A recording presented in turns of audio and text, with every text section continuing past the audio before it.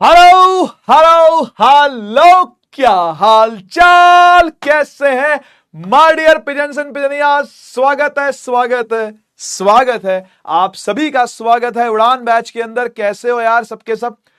Yes RDXOP लिख दीजिए फटाफट से, फायर इमोजी लगा दीजिएगा। मेरी आवाज सभी को साफ आ रही है, वीडियो दिखाई पड़ रही है तो कुछ भी लिख करके बता दो भाई। Hello hello hello, good evening good evening good evening. क्या हाल है,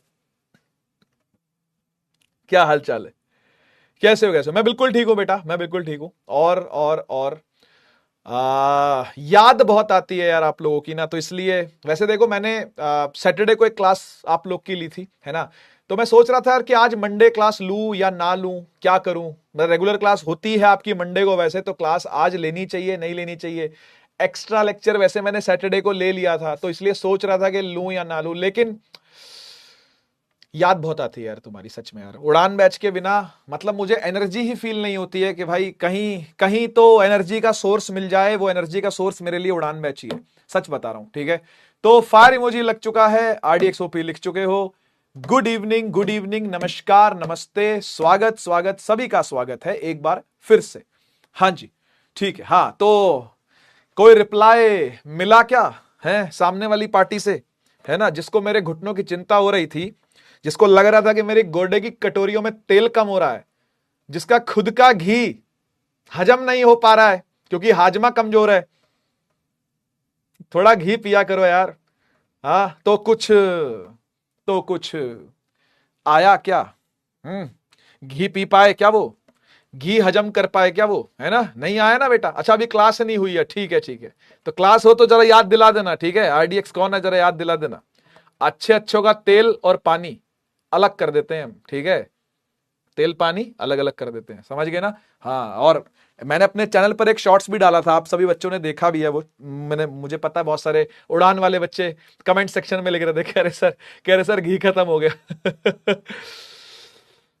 चलिए बहुत बढ़िया, चलिए बहुत बढ़िया, स्वागत है सभी का स्वागत है। अरे यार सबसे पहले आप मुझे बताओ कि क्या छुट्टियां चल रही हैं ना अभी? हाँ अभी छुट्टियां चल रही हैं स्कूल में, क्या छुट्टियां चल रही हैं तो एक बार थम्स अप करना।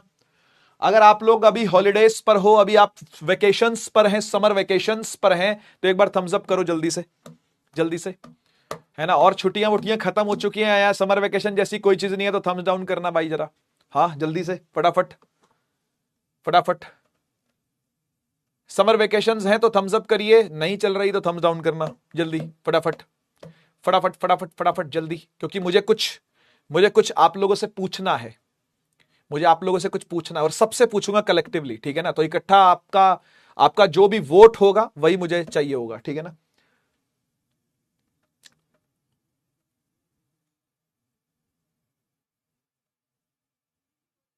हाँ खत्म होने वाली है वो, ठीक है, लेकिन अभी चल रही है कि नहीं चल रही, बस मुझे ये बताओ।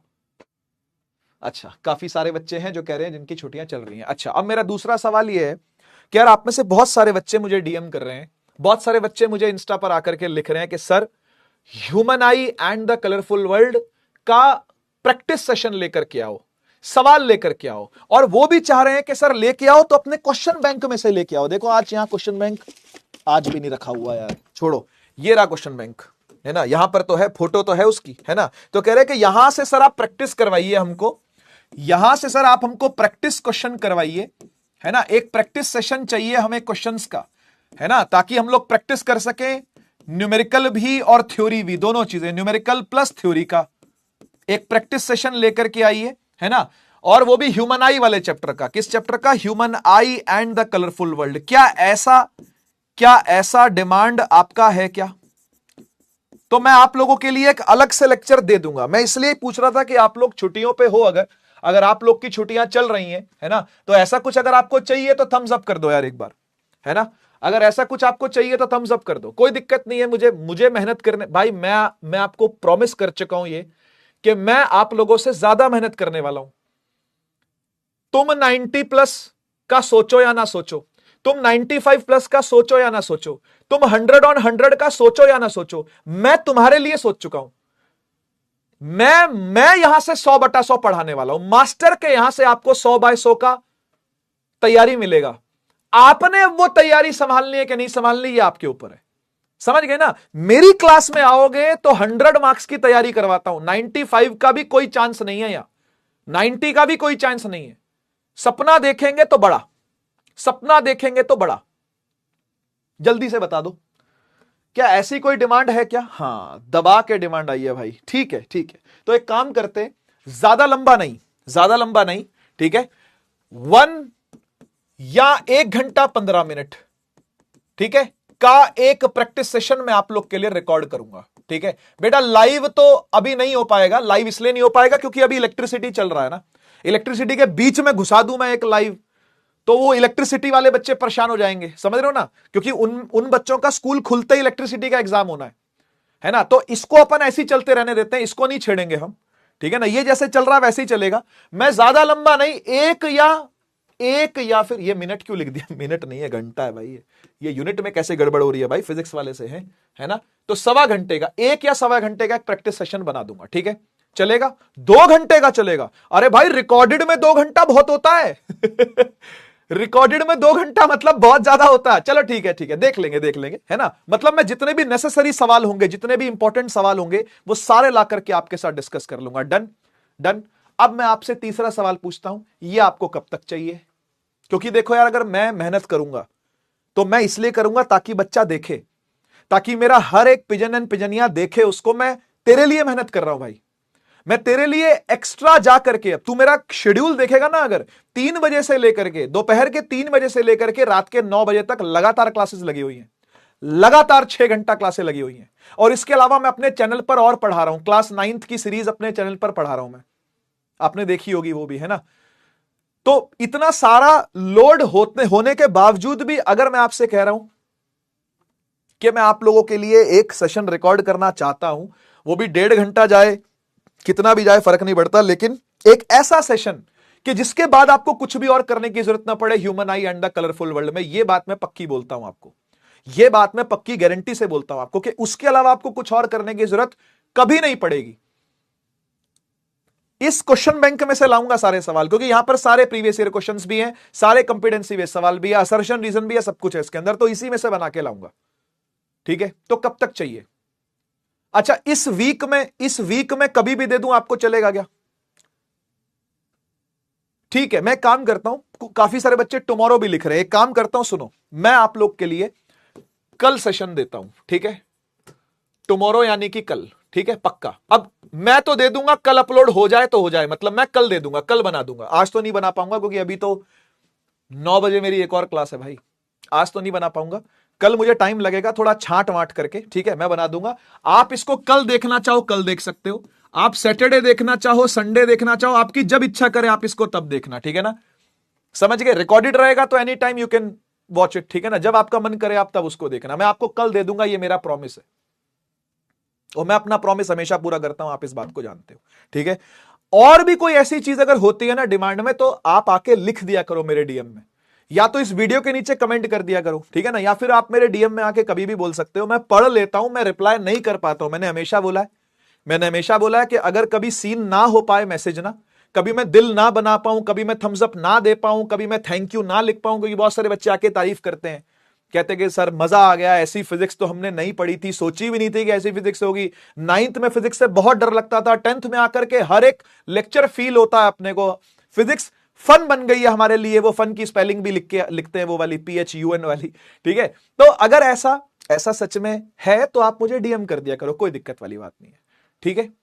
ठीक है, डन। तो मैं आपको कल तक देता हूं, ये 100% है कि कल तक आ जाएगा, 100% प्रॉमिस के कल तक, ये कल ही अपलोड कर देंगे, आई होप कल ही कर दें। अगर मैं कल इनको दूंगा तो कल ही कर दे तो अच्छी बात है, ठीक है? कल नहीं करते तो शायद परसों तक तो कर ही देंगे, सैटरडे संडे, कल परसों तरसों, जब भी आप अपलोड हो जाए, जब भी आप कंफर्टेबल हो, आप तब इसको देखना, ठीक है? डन है, डन है, ठीक है? अच्छा, अब मैं आप लोगों को चैट क्लोज करके, कारण है, सुनो, रीजन सुनो क्या है।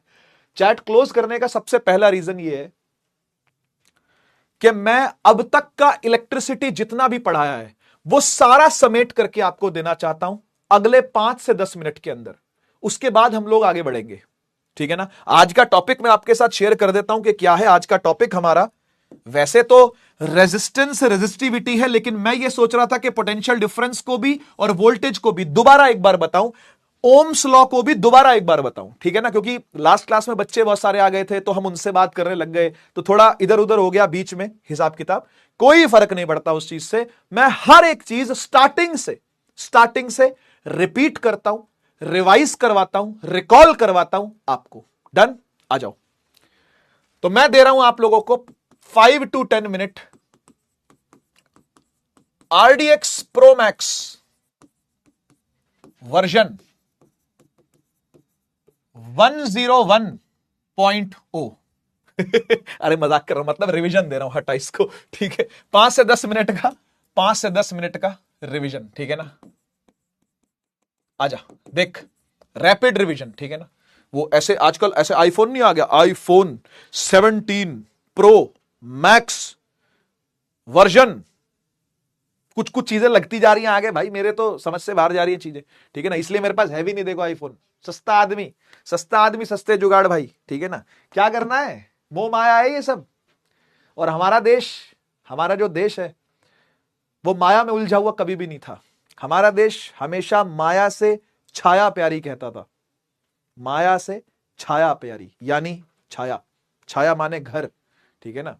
तो पैसा जोड़ो घर के लिए, पैसा जोड़ो असेट के लिए। एसेट वो होता है जो धीरे धीरे ग्रो करता है, जो खुद भी कमाएगा और आपको भी कमा के देगा, है ना। तो मेरी थोड़ी वो वाली सोच है, मैं माया की तरफ नहीं भागता, मैं छाया की तरफ भागता हूं। छाया कौन है, छत, ठीक है। तो माया से छाया प्यारी, ध्यान रखना। एक मंत्रा दे रहा हूं आपको लाइफ का। लोग माया में उलझे हुए हैं, अच्छे कपड़े पहन लें, अच्छी बाल कटवा लें, है ना, घड़ी मस्त वाली घड़ी पहन लें, ठीक है, जूता बढ़िया वाला ले लें, ठीक है, जीन्स पहन लें, कपड़ा एकदम एक चकाचक बढ़िया सा कपड़ा ले लें, महंगी सी गाड़ी ले लें, है ना, महंगा सा फोन ले लें, ठीक है। और ये सब चीजें डेप्रिशिएट करती है टाइम के साथ। आप में से बहुत सारे बच्चे कॉमर्स में जाएंगे अगले साल, और मैं चाहता हूं कि जाएं, हर फील्ड में जाओ यार, हर फील्ड में निकलो और छा जाओ, फैल जाओ और छा जाओ, जाकर के अपने फील्ड के एक्सपर्ट बन जाओ, अपने फील्ड के बेस्ट बन जाओ, ऐसा मेरा आशीर्वाद है, ऐसी मेरी ब्लेसिंग्स है यहां पे हर एक बच्चे को, कि उड़ान ये कबूतर ऐसी भरेगा, ये पिजन और पिजनिया उड़ान ऐसी भरेंगे जो उड़ान एकदम जेनिथ तक जाएगी। जेनिथ का मतलब हाईएस्ट पॉइंट स्काई में, वहां तक की उड़ान भरो, ये मेरा आशीर्वाद है आपको। तो आप में से बहुत सारे बच्चे जो कॉमर्स में जाएंगे ना, वो इन टॉपिक्स को पढ़ेंगे, एसेट्स और लायबिलिटीज। सुना भी होगा बहुत सारे बच्चों ने, क्रेडिट डेबिट तो सुनते हैं, एसेट्स और लायबिलिटीज। एसेट वो होता है जो समय के साथ जिसकी वैल्यू बढ़ती है, समय के साथ जो महंगा होता रहता है। जैसे लैंड आपने खरीदी, मान लो जमीन आपने खरीदी, तो जमीन समय के साथ बढ़ती रहेगी। अगर आपने उसके ऊपर कुछ बना करके किराएदार बैठा दिए तो वो आपको कमा के भी देगी और वो खुद भी बढ़ेगी। समझ रहे हो ना, एसेट के फॉर्म में यूज होता है घर खरीदना। इसलिए बोल रहा हूं छाया प्यारी माया से। माया कौन है, फोन। आपने आज फोन खरीदा, आप अगले दिन उसको बेचने जाओगे, क्या वो सेम प्राइस पे बिकेगा? दुकानदार लेने से मना कर देगा कहेगा भाई साहब आप इसको खोल चुके हो, डब्बा खुल चुका है, 10,000 रुपए कम पे वापस दे जाओ, कोई बात नहीं, ले लेगा, पर वो 10,000 रुपए का लॉस हो गया ना आपको ठीक है। तो ये जो माया है ना, ये हमेशा डेप्रीशिएटिंग चीज रहेगी, ध्यान रखना, ठीक है, लाइफ में। तो मेरा वो वाला है नहीं, मेरा एप्रिशिएटिंग वाला रहता है, ठीक है। तो आप भी देखो, ऐसा नहीं है कि अच्छे कपड़े नहीं पहनो, महंगे कपड़े नहीं पहनो, या जूता नहीं लो। इच्छा है अगर आपकी मौज मस्ती की तो करो, लेकिन एक लिमिट बांध दो उसकी, कि मेरे पैसों में से 10% केवल मौज मस्ती के लिए रहेगा, 90% पैसा जो है वो ऐसी जगह लगाऊंगा, ऐसी जगह लगेगा जो ग्रो करेगा। इन्वेस्टमेंट जैसे होती है, म्यूचुअल फंड हो गए। अब मैं कोई सेबी रजिस्टर्ड वो नहीं हूं कि मुझसे आके तुम फाइनेंशियल एडवाइसेस लेनी शुरू कर दो, ठीक है ना, कि नानी ने हमको 500 रुपया दिया था, अब कहां लगाएं बताइए, बताइए कौन सा लैंड लें उससे 500 रुपए अपने पास रखो, उसकी चिज्जी खा लेना, ठीक है। आओ 5 से 10 मिनट का आरडीएक्स रिवीजन, ठीक है ना। थोड़ा थोड़ा कॉमर्स का ज्ञान लेते रहा करो यार, अच्छा लगता है, ज्ञान होना चाहिए। साइंस वाला कॉमर्स का ज्ञान दे रहा हूं, इससे बड़ी कोई बात है क्या, ठीक है आओ देखो, 5 से 10 मिनट आरडीएक्स रिवीजन। सबसे पहली चीज आपने पढ़ी थी चार्ज, इस चैप्टर में सबसे पहली चीज आपने पढ़ी थी चार्ज। चार्ज को डिनोट करते हैं बेटा क्यू से, इसकी यूनिट होती है कूलॉम्ब। आओ फटाफट से याद करो, फटाफट से याद करो, चार्ज को डिनोट करते हैं क्यू से, इसकी यूनिट होती है कूलॉम्ब, ठीक है। और हमने यह पढ़ा था कि चार्ज सब जगह पर है, यह एक प्रॉपर्टी है किसकी, मैटर की, याद करो। याद करो, ये क्या है? ये प्रॉपर्टी ऑफ मैटर है। हर मैटर के अंदर चार्ज होता ही होता है, जिसकी वजह से वो दूसरे चार्जेस को रिपेल या अट्रैक्ट, दूसरी बॉडीज को रिपेल या अट्रैक्ट करता है। जैसे जैसे अगर दो पॉजिटिव चार्ज आ गए आमने सामने तो मेरे बच्चे क्या करेंगे सर? रिपेल करेंगे। दो नेगेटिव नेगेटिव चार्ज आ गए तो मेरे बच्चे क्या करेंगे? वो भी रिपेल करेंगे। और एक प्लस और माइनस आ गया तो क्या करेगा बेटा? अट्रैक्ट करेगा। ये सब बातें उसके अंदर थी। उसके बाद मैंने आपसे बोला कि अगर कोई बॉडी में बराबर नेगेटिव बराबर पॉजिटिव चार्ज होते हैं तो वो बॉडी को आप चार्जलेस नहीं कह सकते, ये गाली है। चार्जलेस कहना किसी को गाली है। चार्जलेस कोई नहीं हो सकता, चार्ज सब में है, क्योंकि इलेक्ट्रॉन प्रोटॉन सब में है।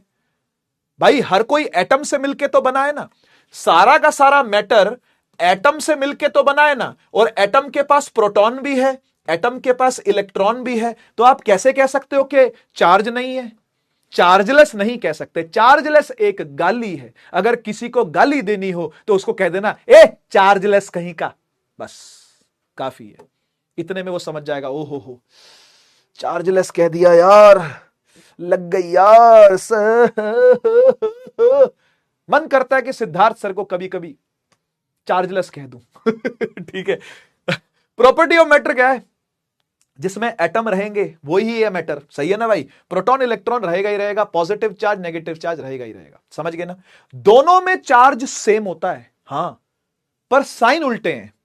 इसके पास जितना पॉजिटिव है उतना ही इसके पास नेगेटिव है, यानी दोनों के पास चार्ज सेम ही है। और वो कितना होता है? एक इलेक्ट्रॉन के पास या एक प्रोटॉन के पास कितना चार्ज होता है? भाई चार्ज होता है 1.6 इंटू 10 की पावर माइनस 19 कूलम। भूलने का नहीं, भूलने का नहीं। 1.6 इंटू 10 की पावर माइनस 19 कूलम, भूलने का नहीं। इतना ही चार्ज पॉजिटिव में प्रोटॉन के पास होगा, नेगेटिव में इलेक्ट्रॉन के पास होगा। साफ स्पष्ट सीधी बात यही है जो कि डेप्थ, क्लैरिटी और कॉन्फिडेंस देती है आपको। थैंक्स। तो इसके बाद हमने क्या पढ़ा था? इसके बाद हमने यह पढ़ा था कि भाई चार्ज की एक प्रॉपर्टी होती है जिसको बोलते हैं क्वांटाइजेशन। याद करो, एक प्रॉपर्टी होती है जिसका नाम है क्वांटाइजेशन। क्वांटाइजेशन ये क्या होता है सर? क्वांटाइजेशन का मतलब होता है पैकेट बनाने की प्रक्रिया। क्वांटा, क्वांटा मतलब पैकेट, क्वांटा, क्वांटा मतलब पैकेट। पैकेट बनाने की प्रक्रिया को बोलते हैं क्वांटाइजेशन। किसके पैकेट बन रहे हैं? चार्ज के पैकेट बन रहे हैं। कौन बना रहा है? नेचर बना रहा है। किसके लिए बना रहा है? तेरे और मेरे लिए बना रहा है भाई, यानी ट्रांसफर होने के लिए बना रहा है। और जब भी कभी कोई पैकेट ट्रांसफर होगा यानी इलेक्ट्रॉन ट्रांसफर होगा, सुन लो, इलेक्ट्रॉन ही ट्रांसफर होगा। यानी कि पैकेट कौन है? पैकेट एक इलेक्ट्रॉन है। पैकेट कौन है? पैकेट इलेक्ट्रॉन है। कौन है वो पैकेट? पैकेट का नाम इलेक्ट्रॉन है। और इलेक्ट्रॉन के पास कितना चार्ज होता है? इलेक्ट्रॉन के पास कितना चार्ज होता है सर? इतना चार्ज होता है 1.6 इंटू 10 की पावर माइनस 19। तो इससे ज्यादा चाहिए हो तो, अगर इस चार्ज से ज्यादा चार्ज चाहिए हो तो, इससे ज्यादा चाहिए हो तो फिर आपको 2 इलेक्ट्रॉन लगेंगे। आपको 2 इलेक्ट्रॉन लगेंगे। वो कितना बनेगा? वो बनेगा 3.2 इंटू 10 की पावर माइनस 19 कूलम। अच्छा, इससे ज्यादा चाहिए हो तो फिर आपको 3 इलेक्ट्रॉन लगेंगे। 16 3 48, 4.8 इंटू 10 की पावर माइनस 19 कूलम। अच्छा, इससे ज्यादा चाहिए हो तो 4 से गुणा कर दियो। उससे ज्यादा चाहिए तो 5 से कर दियो, 6 से कर दियो। ये 1 2 3 4 क्यों चल रहा है? ये 1.1 1.2 नहीं हो सकता क्या? नहीं हो सकता। इलेक्ट्रॉन काटेगा क्या बीच में से? क्या इलेक्ट्रॉन के टुकड़े हो सकते हैं क्या? नहीं हो सकते। अगर इलेक्ट्रॉन के टुकड़े नहीं हो सकते तो आपको कभी भी बीच के चार्ज नहीं मिल सकते। आपको 1.6 इंटू 10 की पावर माइनस 19 कूलम तो मिल सकता है, आपको 3.2 इंटू 10 की पावर माइनस 19 कूलम तो मिल सकता है, लेकिन क्या आपको यह मिल सकता है 2 इंटू 10 की पावर माइनस 19 कूलम? ये इन दोनों के बीच में लाया करता है। क्या ये मिलेगा? नहीं मिलेगा। Not possible. क्यों नॉट पॉसिबल? क्योंकि इसके बराबर का इलेक्ट्रॉन ही नहीं है। इस चार्ज को कैरी करने वाला इलेक्ट्रॉन कौन है? भाई एक इलेक्ट्रॉन मतलब एक पैकेट। या तो पैकेट आपको पूरा ही लेना पड़ेगा या उसको भी छोड़ना पड़ेगा। जैसे मैंने एग्जांपल दिया था, मान लो आप ब्रेड लेने जाते हो, आप शॉपकीपर से ब्रेड लेने गए, आपने कहा भैया एक काम करो, मुझे पूरी ब्रेड नहीं चाहिए, इसमें से 3 स्लाइस निकाल के दे दो, मेरा पेट भर जाएगा। भाई तेरा पेट भरने के लिए मैंने दुकान खोल रखी है क्या? या तो पूरा पैकेट लेके जा या पैकेट छोड़ के जा यहीं पे ही, है ना भाई? ऐसी बोलेगा दुकानदार तो रूड होके बात करेगा, वो तो बात सही है कि नहीं? तो 2 इंटू 10 की पावर माइनस 19 का चार्ज नहीं मिलने वाला, क्योंकि इलेक्ट्रॉन के टुकड़े नहीं हो सकते, इलेक्ट्रॉन डेसिमल में नहीं हो सकता, इलेक्ट्रॉन फ्रैक्शन में नहीं हो सकता, हमेशा नेचुरल नंबर में ही होगा। 1 2 3 4 5 6 7 8 9 10 11 12 करते करते n तक आएगा, n तक। तो इसलिए क्वांटाइजेशन का फॉर्मूला क्या बना था? फॉर्मूला बना था Q is equal to NE, Q is equal to NE, है ना। इसमें n क्या था? Number of electrons. E क्या था? एक इलेक्ट्रॉन का चार्ज, वो ये रहा, इसको इलेक्ट्रॉनिक चार्ज भी कहते हैं।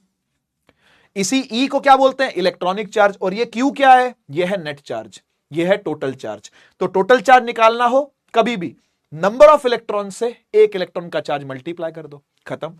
ये चीज हमने पढ़ी थी पहले लेक्चर में, ये हमने पढ़ी थी पहले लेक्चर में। फिर हम चल पड़े दूसरे लेक्चर की तरफ, दूसरे लेक्चर में हमने पढ़ा करंट को। भाई करंट क्या होता है? करंट को डिनोट करते हैं I से, इसकी SI यूनिट होती है एम्पियर। क्या होती है? एम्पियर, याद करो, है ना। करंट को I से डिनोट करते हैं, यूनिट क्या होती है? एम्पियर, सही है। नापते किससे हैं? सर करंट को नापा जाता है एक इंस्ट्रूमेंट से जिसका नाम है एमीटर, ठीक है। बाकी आगे इसकी डिटेल आएगी, अभी डिटेल नहीं दी है मैंने आपको इसकी, लेकिन ये बातें आगे आएंगी। एमीटर नाम का एक मीटर होता है, एक डिवाइस होता है, उससे हम लोग करंट को नापते हैं, उससे करंट को नापा तोला जाता है, ठीक है। अच्छा, अब करंट होता क्या, ये कौन बताएगा भाई? What is current? तो करंट होता है rate of flow of charge, rate of flow of charge. क्या मतलब बना इस बात का? इसका मतलब यह बना कि भाई जो करंट होता है वो चार्ज डिवाइड बाय टाइम होता है, यही फॉर्मूला है। करंट जो होता है वो चार्ज डिवाइड बाय टाइम होता है। मतलब क्या हुआ कि किसी वायर में से, यहां देखो, इधर देखो, किसी वायर में से, ये कोई वायर है, किसी वायर में से कितना चार्ज पर सेकंड क्रॉस कर रहा है किसी क्रॉस सेक्शन को, है ना। ये कोई क्रॉस सेक्शन है, क्रॉस सेक्शन की हिंदी होती है बेटा ये होय होय मिट गया, ये है ना, इसको क्रॉस सेक्शन बोलते हैं। क्रॉस का मतलब होता है बीच में से, सेक्शन का मतलब होता है काट देना। इमेजिन करो ये बीच में से काट दिए, वायर है, बीच में से काट दिए, तो फिर यहां पर दरवाजा दिखेगा ना आपको, यहां ये गोला दिखेगा ना, गोला, इसको दरवाजा समझ लो। तो इस दरवाजे को कितने चार्ज पार कर रहे हैं एक सेकंड के अंदर, ऐसे डिफाइन किया जाता है करंट को, है ना। अगर ज्यादा चार्ज पास कर रहे होंगे तो बोलेंगे ज्यादा करंट है, और कम चार्ज पास कर रहे होंगे तो कम करंट बोला जाएगा, है ना। यह चीज हमने पढ़ी थी। फिर हमने एक चीज और पढ़ी थी कि भाई किसी भी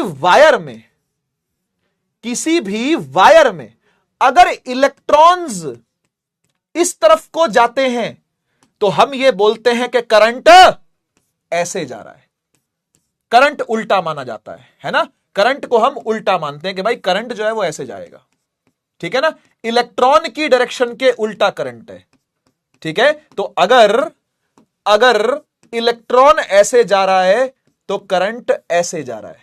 तो करंट असल में कोई फिजिकल चीज है नहीं, करंट असल में कोई फिजिकल चीज है नहीं। कायदे से सोचा जाए तो इस तरफ कोई नहीं जा रहा है ना, इस तरफ कोई नहीं जा रहा, जा तो यही रहे हैं और इलेक्ट्रॉन ही जा रहे हैं। यह बात आपको मन में समझनी चाहिए। लेकिन पूर्वजों का आदर करते हुए करंट को पॉजिटिव डायरेक्शन में माना जाता है, इलेक्ट्रॉन से उल्टी दिशा में माना गया है। यह सब बातें हम पहले कर चुके हैं। आगे फिर हमने अगले लेक्चर में पढ़ा कि एक चीज होती है जिसे बोलते हैं वोल्टेज। तीसरी चीज जो आती है उसे बुलाते हैं वोल्टेज। आइए वोल्टेज भी रिवाइज करवाऊं आपको, आइए वोल्टेज को भी रिवाइज करते हैं, ठीक है। वोल्टेज V से डिनोट होती है, इसकी SI यूनिट होती है वोल्ट्स। कितने वोल्ट की वोल्टेज आई है? कितने वोल्ट की बैटरी है भाई, जरा दिखाओ कितने वोल्ट की बैटरी? अच्छा 2.5 वोल्ट की है, ठीक है ठीक है। अच्छा 1.5 वोल्ट की है, अच्छा घड़ी में लगा दो, छोटा सेल है घड़ी में लगा दो, पतला वाला सेल है रिमोट में लगा दो, ऐसे ही होता ना भाई। तो वोल्ट्स क्या है, उसकी यूनिट है। वोल्ट्स को भी V से ही लिखते हैं, तो कभी कभी कंफ्यूजन पैदा हो जाता है कि यार वोल्टेज को भी V से लिखते हैं, वोल्ट्स को भी, हाँ ऐसा ही है भाई वोल्टेज को भी V से लिखते हैं, वोल्ट्स को भी V से लिखते हैं, ठीक है। अब वोल्टेज होता क्या है, देखो वोल्टेज का दूसरा नाम होता है पोटेंशियल डिफरेंस। मैंने आपको बताया हुआ ये लास्ट लेक्चर में, है ना। वोल्टेज का दूसरा नाम होता है पोटेंशियल का डिफरेंस, है ना, पोटेंशियल का डिफरेंस। वोल्टेज बोलो या पोटेंशियल डिफरेंस बोलो, बात एक ही है, बात एक ही है, ठीक है। अब ये पोटेंशियल डिफरेंस प्रोवाइड कौन करता है? प्रोवाइड करती है बैटरी, प्रोवाइड करती है बैटरी। कैसे? इधर देख, मान ले ये कोई सर्किट है, इसमें एक बल्ब लगा हुआ है। सर ये कैसा बल्ब है? बेटा ये बल्ब का सिंबल है। बल्ब को सिंबलाइज ऐसे किया जाता है, सिंबल भी करवाऊंगा मैं आपको, अभी तो शुरू हुए हैं यार, सिंबल भी करवाऊंगा आपको। ये बल्ब का सिंबल है और बैटरी का सिंबल ऐसे होता है, ऐसे, ऐसे, इधर पॉजिटिव और इधर नेगेटिव। ये बैटरी का सिंबल है बेटा, ऐसे सिंबलाइज करते हैं बैटरी को। तो बैटरी क्या काम करती है सर? बेटा बैटरी के पास होता है पोटेंशियल डिफरेंस, ये होता है हायर पोटेंशियल पर, ये होता है लोअर। ऐसे ही समझाया था मैंने लास्ट ईयर भी, आप लास्ट ईयर कह रहा हूं, लास्ट क्लास में, लास्ट वीक मैंने ऐसे ही समझाया था कि ये हायर पोटेंशियल है, ये लोअर पोटेंशियल है।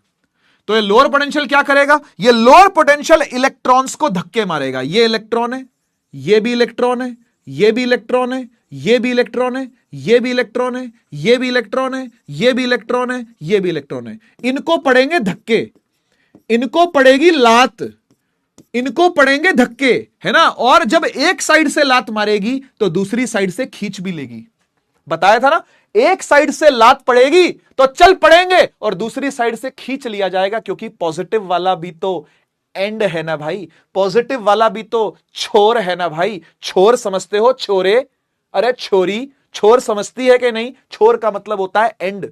एक पॉजिटिव एंड है, एक नेगेटिव एंड है। नेगेटिव एंड से धक्के लगेंगे और पॉजिटिव एंड पे कैच हो जाएंगे, है ना। इस तरीके से इलेक्ट्रॉनों का फ्लो बनता है, इस तरीके से इलेक्ट्रॉन्स का फ्लो बनता है। फिर एक सवाल खड़ा होता है कि यहां पे आकर के अगर सारे इलेक्ट्रॉन इकट्ठे हो गए तो ये तो मोटी हो जाएगी, वो पतली हो जाएगी। तो मोटी पतली नहीं होती है बेटा, टेंशन ना लो, मोटी मोटी रहेगी, पतली मतलब समझो बात को। यहां कोई मोटा पतला नहीं होता है। क्यों नहीं होता है? क्योंकि बैटरी का काम ही यही है कि वो इलेक्ट्रॉन को कंज्यूम कर लेगी, पी जाएगी, गया और फिर निकल गया, ओए कहां गया। ये होती है बैटरी, ऐसे ही करती है बैटरी, समझ गए ना। एक तरफ से पी जाएगी, दूसरी तरफ से निकाल देगी। जहां से पिएगी वहां पे रिएक्टेंट इलेक्ट्रॉन को पकड़ते हैं, कंज्यूम करते हैं, यानी रिएक्शन होता है और प्रोडक्ट में कन्वर्ट हो जाते हैं। तो जब सारे रिएक्टेंट प्रोडक्ट में कन्वर्ट हो जाएंगे तो बोलते हैं battery is now gone, it is dead bro, निकालो दूसरी लेके आओ, ठीक है ना भाई। तो बैटरी हटा के नई बैटरी लगाई जाती है, क्योंकि बैटरी डेड हो जाती है। डेड होने का क्या मतलब है? कि सारे के सारे रिएक्टेंट जो है वो प्रोडक्ट में कन्वर्ट हो गए। देसी भाषा में कहते हैं मसाला खत्म हो गया है, घी खत्म, जैसे सिद्धार्थ सर का हो रखा है आजकल, ठीक है ना। आजकल क्या, शुरू से ही था। तो बात यह है कि बैटरी के अंदर का मसाला खत्म हो जाने का मतलब होता है कि सारे रिएक्टेंट जो है वो प्रोडक्ट में कन्वर्ट हो गए हैं, समझ गए ना। फिर इलेक्ट्रॉन फ्री हो जाएगा, फिर दौड़ेगा, फिर भागेगा, फिर यहां आ जाएगा, फिर पी जाएगी, फिर निकालेगी, फिर दौड़ेगा, वापस आ जाएगा, फिर पी जाएगी, फिर निकालेगी। इस तरीके से इलेक्ट्रॉन घूमता है नेगेटिव टू पॉजिटिव। और अगर इलेक्ट्रॉन नेगेटिव टू पॉजिटिव घूम रहा है तो करंट उल्टा घूमेगा, तो करंट उल्टा घूमेगा, है ना भाई। ये देख, अगर इलेक्ट्रॉन ऐसे जा रहा है तो करंट उल्टा जाएगा। और करंट फिर कैसे चलेगा भैया? करंट चलेगा ऐसे, करंट चलेगा ऐसे, करंट चलेगा ऐसे, ऐसे, ऐसे, ऐसे। आया कि नहीं आया? है ना। ये करंट है आई, है ना भाई, ये करंट है आई। आई करंट जो है वो पॉजिटिव से नेगेटिव ही दिखाया जाता है हमेशा, और इलेक्ट्रॉन नेगेटिव से पॉजिटिव ही दिखाए जाए, जाते ही नहीं है वैसे तो, लेकिन समझने चाहिए अपने को, ठीक है ना। डन। अच्छा अब एक बात बताओ, ये सब होने में क्या बैटरी को धक्का मारना पड़ रहा है, हां या ना? क्या बैटरी को कोई काम करना पड़ रहा है, हां या ना? क्या बैटरी कोई वर्क डन कर रही है, हां या ना? मैं चैट ऑन कर रहा हूं और आपसे पूछ रहा हूं, मुझे हां या ना में जवाब दे दो, मुझे हां या ना में जवाब दे दो। क्या बैटरी सच में कोई वर्क डन कर रही है कि नहीं कर रही है? अरे बोलो ना यार, अरे बोलो ना यार, कर रही है कि नहीं कर रही है? कर रही है, किस पर कर रही है मैं पूछना चाहता हूं। नेशन वांट्स टू नो, पूछता है भारत। बैटरी अगर काम कर रही है तो किस पे कर रही है? आंसर में। तो you have to answer me, come on answer me. किस पे काम हो रहा है? चार्ज पे, इलेक्ट्रॉन पे, सही बात है। तो work done divide by charge, क्या यही नेचुरल फॉर्मूला होना चाहिए कि नहीं होना चाहिए? क्या यही एक नेचुरल फॉर्मूला होना चाहिए कि नहीं होना चाहिए वोल्टेज का? बस इसी से वोल्टेज V बनता है, वर्क डन W बनता है और चार्ज Q बनता है। V is equal to W by Q, यहां से आता है। अगर ये पूरा रिवीजन करके पूरी बात समझ में आ गई हो तो एक आग वाला इमोजी तो बनता है भाई, है ना? साइड हो रहा हूं, आप देख सकते हो, आपके रिवीजन के लिए ही मैंने रखा है इसको। ठीक है, ठीक है, यहां पर यूनिट लिख देता हूं बस। ठीक है, बाकी आप मजा आ गया हो अगर तो एक बार बता दो कि सर रिवीजन करके ही मजा आ गया sir. Joule divide by coulomb, है ना? तो जूल पर कूलम्ब भी कहते हैं और V को वोल्ट्स भी इसका यूनिट है। ठीक है ना? वोल्ट्स बोलो या जूल पर कूलम्ब बोलो, बात एक ही है। वोल्ट्स बोलो या जूल पर कूलम्ब बोलो। थैंक यू भाई, thank you, thank you, thank you so much, thank you, thank you, thank you so much. इतने सारे आग वाले इमोजी, नतमस्तक हूं। थैंक यू, थैंक यू भाई, थैंक यू। यही तो मेरी एनर्जी है भाई, यही मेरी एनर्जी का सोर्स है सच में। और मैं सच में इमोशनल हो जाता हूं जब इतने सारे फायर इमोजी देखता हूं तो। Thank you so much, thank you so much. अब बात क्या खत्म नहीं होती है, बात इसके आगे ही बढ़ेगी। सर कैसे बढ़ेगी? एक सवाल से। आओ सवाल करवाता हूं, आओ एक सवाल करते हैं।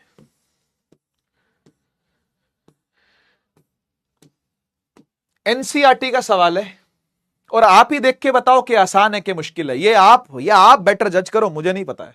कह रहा है what is the work done required to move a charge of 2 coulomb through a potential difference of 12 volt. इसकी हिंदी सुनो पहले। ये एकदम से कूदना नहीं है, जंप नहीं करना, सीखने आए हैं सीख के जाएंगे। करना कुछ नहीं है इसके अंदर, मैं आपको बताऊं, फॉर्मूले में पुट करके आंसर निकालना है बस। करने में कुछ नहीं है, करने में तो घी खत्म नहीं होगा, आपका घी पूरा रहेगा। लेकिन इसका मीनिंग समझो, ये बोल क्या रहा है? ये कह रहा है कि जो बैटरी है वो कितना काम कर रही है एक 2 कूलम के चार्ज को कहीं से कहीं ठिकाने लगाने के लिए। भाई कहीं से कहीं चार्ज को चलाएगी तो पोटेंशियल का डिफरेंस तो चाहिए ना, यानी वोल्टेज तो चाहिए ना, वो 12 वोल्ट है। तो कायदे से ये बोल रहा है, कायदे से इसने ये बोला कि वोल्टेज इज 12 वोल्ट, वोल्टेज जो है वो 12 वोल्ट है। ठीक, चार्ज जो है यानी Q जो है वो 2C है, 2C मतलब 2 कूलम है। कह रहा तो वर्क डन बताओ जी कितना होगा। आप पहले ये बताओ कि वर्क डन किया भी होगा कि नहीं किया होगा। अरे बैटरी है तो वर्क डन तो करेगी ना यार, इसमें शक कैसा? इसमें कोई शको शुबार होना ही नहीं चाहिए आपको, इसमें कोई प्रश्न खड़ा ही नहीं होता है। अगर पोटेंशियल डिफरेंस है तो चार्ज पर तो धक्का लगेगा ही लगेगा, अगर वोल्टेज है तो चार्ज को तो धकेलेगी ही धकेलेगी। हाँ या ना? बात खत्म। W है, Q है, V है, फॉर्मूला होता है W बाय Q, है या नहीं? है या नहीं भाई? है ना? तो वोल्टेज को आपने क्या रखा? 12 रखा। वर्कडन आपको निकालना है, चार्ज आपने 2 रखा। 2 ले जाओ 12 से गुणा करवा दो बेटा, कितना आ गया? 24 जूल आंसर है यार। इसके लिए भी अब मुझे चैट ऑन करके आपसे आंसर पूछना पड़ेगा क्या? 12 की टेबल सुनाओगे क्या मुझे अब तुम? है तो ठीक है, मैं जानता हूं आप में से हर बच्चा इसको कर लेगा। ठीक है, और एनसीईआरटी का क्वेश्चन है ये क्वेश्चन एनसीईआरटी का कायदे से। ठीक है, मैं आपको बस इसका मीनिंग समझाना चाह रहा था कि यार देखो सच में ऐसा हुआ है कि वर्क डन चार्ज को मूव करवाने के लिए करना पड़ता, नहीं तो चार्ज खड़ा रहेगा अपनी जगह ऐसे। मैं तो ना हिल रहा, हिला ले, आजा आजा, हिला ले, आ धक्का मार, अब मारना धक्का, अब क्या हुआ? मारना, मारती क्यों नहीं है, मारना। ऐसे खड़ा है चार्ज, बहस कर रहा है खड़ा हुआ। फिर इतने बैटरी आती, कहते तेरी हट धक्का मार देती है चार्ज को। यही तो हो रहा है। ठीक है, वर्क डन हो रहा है चार्ज पर, कॉल्ड वोल्टेज, इसी को वोल्टेज कहते हैं। अब इसकी टेक्निकल डेफिनेशन पर आते हैं जो आपको परेशान करती है, और मुझे पता है कि क्या परेशान करता है बच्चे को। भाई इसी को एक्सपीरियंस कहते हैं ना, एक्सपीरियंस ऑफ 12 साल। तो ये जो एक्सपीरियंस है उसके बेसिस पे ही मैं आपको बता रहा हूं कि आपको क्या चीज परेशान करती है। वो है इसकी परिभाषा, वो है इसकी डेफिनेशन। क्या डेफिनेशन है मैं एक बार फिर से आपको रिवाइज करवाना चाहता हूं। लास्ट क्लास में मैंने आपको कहा था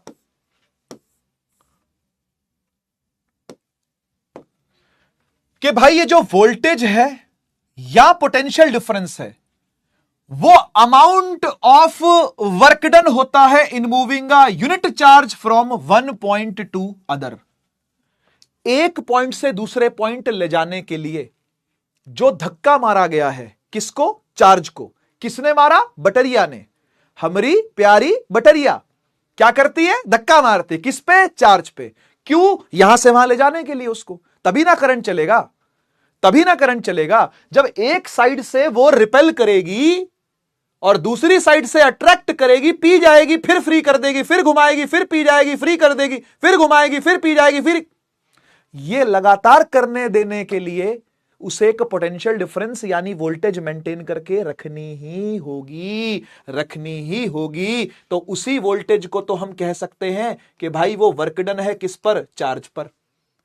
तो इसको थोड़ा याद करना पड़ता है अपने को ना, 1 पॉइंट टू अनदर पॉइंट वाली। ऐसी कोई मुश्किल डेफिनेशन नहीं है, लेकिन फिर भी परेशान करती है बच्चों को। तो मेरे हिसाब से आप ट्राई करिएगा कि इसको हाथ से लिख के याद करो। कोई भी दिक्कत, कोई भी चीज आपको दिक्कत देती हो कि याद नहीं हो रही है भाई, कोई केमिकल रिएक्शन ही क्यों ना हो, चल सुनील भैया ने मान ले तुझे केमिकल रिएक्शन करवाया, ठीक है ना भाई, कि भाई लेड नाइट्रेट जो है PbNO3 होल ट्वाइस जो है वो कैसे टूटता है, थर्मल डीकंपोजिशन करके दिखाओ, ठीक है ना। अब बच्चों को याद नहीं आता, ट्रिक से करवाएंगे, ट्रिक याद नहीं आती इतनी ट्रिक हो जाती है, इतनी ट्रिक हो जाती है, याद नहीं होती है ना। तो आप लिख के याद करिए, लिख के याद करिए कि भाई लेड ऑक्साइड बनेगा, नाइट्रोजन डाइऑक्साइड की ब्राउन फ्यूम्स निकलेंगी और O2 अलग हो जाएगा। बाकी बैलेंसिंग का खेल है। बैलेंसिंग तो कोई रट्टा मारता नहीं है, बैलेंसिंग तो सीखने की चीज है, लेकिन ये प्रोडक्ट तो आपको याद करने पड़ेंगे ना।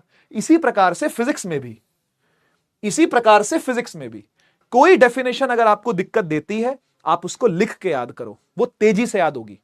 यकीन मानना, एक्सपीरियंस से बोल रहा हूं ये बात, लिख के याद करना, तेजी से याद होगी। बाकी फॉर्मूला आपने देख लिया, ये जूल है, ये कूलम है और ये वोल्ट है। देख क्या लिखा हुआ है, देख देख देख देख देख देख देख फैक्ट देख क्या लिखा हुआ है, लिखा है electron flows from lower potential to higher potential. क्या ये बात एकदम सही है? क्या ये बात एकदम सही है? क्या इसी को लोअर पोटेंशियल कहते हैं क्या? हां। क्या इसी को हायर पोटेंशियल कहते हैं क्या? हां। और इलेक्ट्रॉन क्या लोअर से हायर चलता है क्या? हां, सही कह रहे हो सर, लोअर से हायर ही चलता है। हां, ये रहा इलेक्ट्रॉन, इधर से चलेगा, ये रहा इलेक्ट्रॉन, इधर से चलेगा, और करंट किधर से चलेगा? ये देख, ये देख, current flows from higher to lower. यहां से करंट चलेगा, आया कि नहीं आया, आया कि नहीं आया, यहां से करंट चलेगा, पॉजिटिव साइड से करंट चलेगा और घूम के नेगेटिव पे आ जाएगा। असल में करंट कोई नहीं है अगर आप लॉजिकली सोचो तो करंट असल में कोई नहीं है, इलेक्ट्रॉन के फ्लो के उल्टे फ्लो का नाम रखा हुआ करंट ठीक है, बस फर्क कुछ नहीं पड़ता, स्केलर क्वांटिटीज है ना, डायरेक्शन से कोई लेना देना नहीं है ना, इसीलिए। ठीक है, और ये देख क्या लिखा हुआ है मेरे भाई मेरी बहन, ध्यान से देख, लिखा है potential difference is measured by an instrument called voltmeter. ठीक है, ध्यान रखोगे, और electric current is measured by ammeter. सही है, तो दो डिवाइस हो गए, वोल्टेज नापने वाले को वोल्ट मीटर कहते हैं, करंट नापने वाले को एम मीटर कहते हैं। ठीक है ना, मैं दिखा भी दूंगा आपको कैसे दिखते हैं डिवाइस, फोटो वोटो कैसी है सब दिखा देंगे, टेंशन ना लो। ठीक है, अच्छा एक बात आपको और बताता हूं, अगर आपके पास एक सेल है, एक सेल जो घड़ी में लगता है, वो रिस्ट वॉच में भी लगता है, वो बटन सेल जो होता है, रिस्ट देखा ना, बटन सेल देखा है रिस्ट वॉच में जो लगता है, और वो भी देखा होगा आपने पेंसिल सेल बोलते हैं उसको, जो घड़ी में लगता है, रिमोट में डलता है। तो अगर आपने मल्टीपल सेल लगा दिए, यानी कॉम्बिनेशन ले लिया सेल का, मल्टीपल सेल्स हैं, जैसे यहां पर देखो 1 2 3 4 सेल है, इसका लोअर पोटेंशियल मिसिंग है, मैं बना देता हूं। ठीक है ना, ये पॉजिटिव नेगेटिव, ये पॉजिटिव नेगेटिव, ये पॉजिटिव नेगेटिव, ये पॉजिटिव नेगेटिव। ठीक है ना, अगर आपने बहुत सारे सेल्स का कॉम्बिनेशन ले लिया तो अल्टीमेटली आपको एक बैटरी मिल जाती है। तो ये जो बैटरी है ना, ये जो बैटरी है ना, असल में ये सेल्स का कॉम्बिनेशन है, कई सारे सेल मिला के बैटरी बनाते हैं। आप एक को भी बैटरी कह सकते हो, वैसे इतनी कोई दिक्कत वाली बात नहीं, लेकिन हाँ टेक्निकल भाषा में घुसोगे, अगर आप टेक्निकल लैंग्वेज में घुसोगे तो आप बैटरी और सेल को अलग अलग मानोगे। ठीक है, बैटरी और सेल को अलग अलग मानोगे। डन। एक बात और, शायद आपने नोट ना करी हो, मैं नोट करवा देता हूं, आपने शायद नोट ना करी हो, मैं नोट करवा देता हूं। आप देखो कि हर सेल जो है वो 1.5 वोल्ट का है, 1.5 वोल्ट का है, 1.5 वोल्ट का है, 1.5 वोल्ट का है। हां सर, हां सर, 1.5 वोल्ट का है, और चारों की दिशाएं सेम है, चारों इसी तरफ को मुंह किए हुए हैं, माने सारे यूं है, ये वाला भी यूं है, ये वाला भी यूं है, ये वाला भी यूं है, ये वाला भी यूं है, तो पूरी बैटरी जो बनेगी उसका भी मुंह इधर ही होगा ऑब्वियसली सारे जब इधर कोई करंट निकाल रहे हैं तो पूरी बैटरी थोड़ी ना उधर मुंह करके बैठी होगी, मैं तुमसे नाराज हूं, हट, मैं तुमसे ऐसा थोड़ी ना होगा, ठीक है ना। तो बैटरी का भी मुंह इधर ही होगा, प्लस और माइनस, और साथ ही साथ सबके पोटेंशियल जुड़ जाएंगे। डेढ़ में डेढ़ में डेढ़ में डेढ़ जुड़ेगा तो 6 बन जाएगा, है ना। डेढ़ चुक्के 6 होता है, 1.5 4 जा 6 होता है, तो वही है। क्लियर हुआ ना, आसान बातें हैं यार ठीक है, इजी इजी चीजें हैं, ठीक है। अच्छा, एक बात और, डिफाइन 1 वोल्ट, ये मैंने आपको तब भी बताया था, ये मैं आपको आज भी बता रहा हूं। अभी तक हम क्या कर रहे हैं, अभी तक हम पुराना वाला ही सारा एक बार माइंड में रिपीट कर रहे हैं, है ना, माइंड में रिकॉल कर रहे हैं पुराना वाला। मैंने अभी तक कुछ नया नहीं पढ़ाया आपको, सब पुराना वाला रिकॉल हो रहा है, और होने दो। आपको मजा आ रहा है, आपको समझ में आ रहा है, दिमाग में घुस रही है, बैठ रही है चीजें, बस बहुत है, इतना काफी है, ठीक है। घुसनी चाहिए, बैठनी चाहिए, दैट इज इंपॉर्टेंट, ठीक है।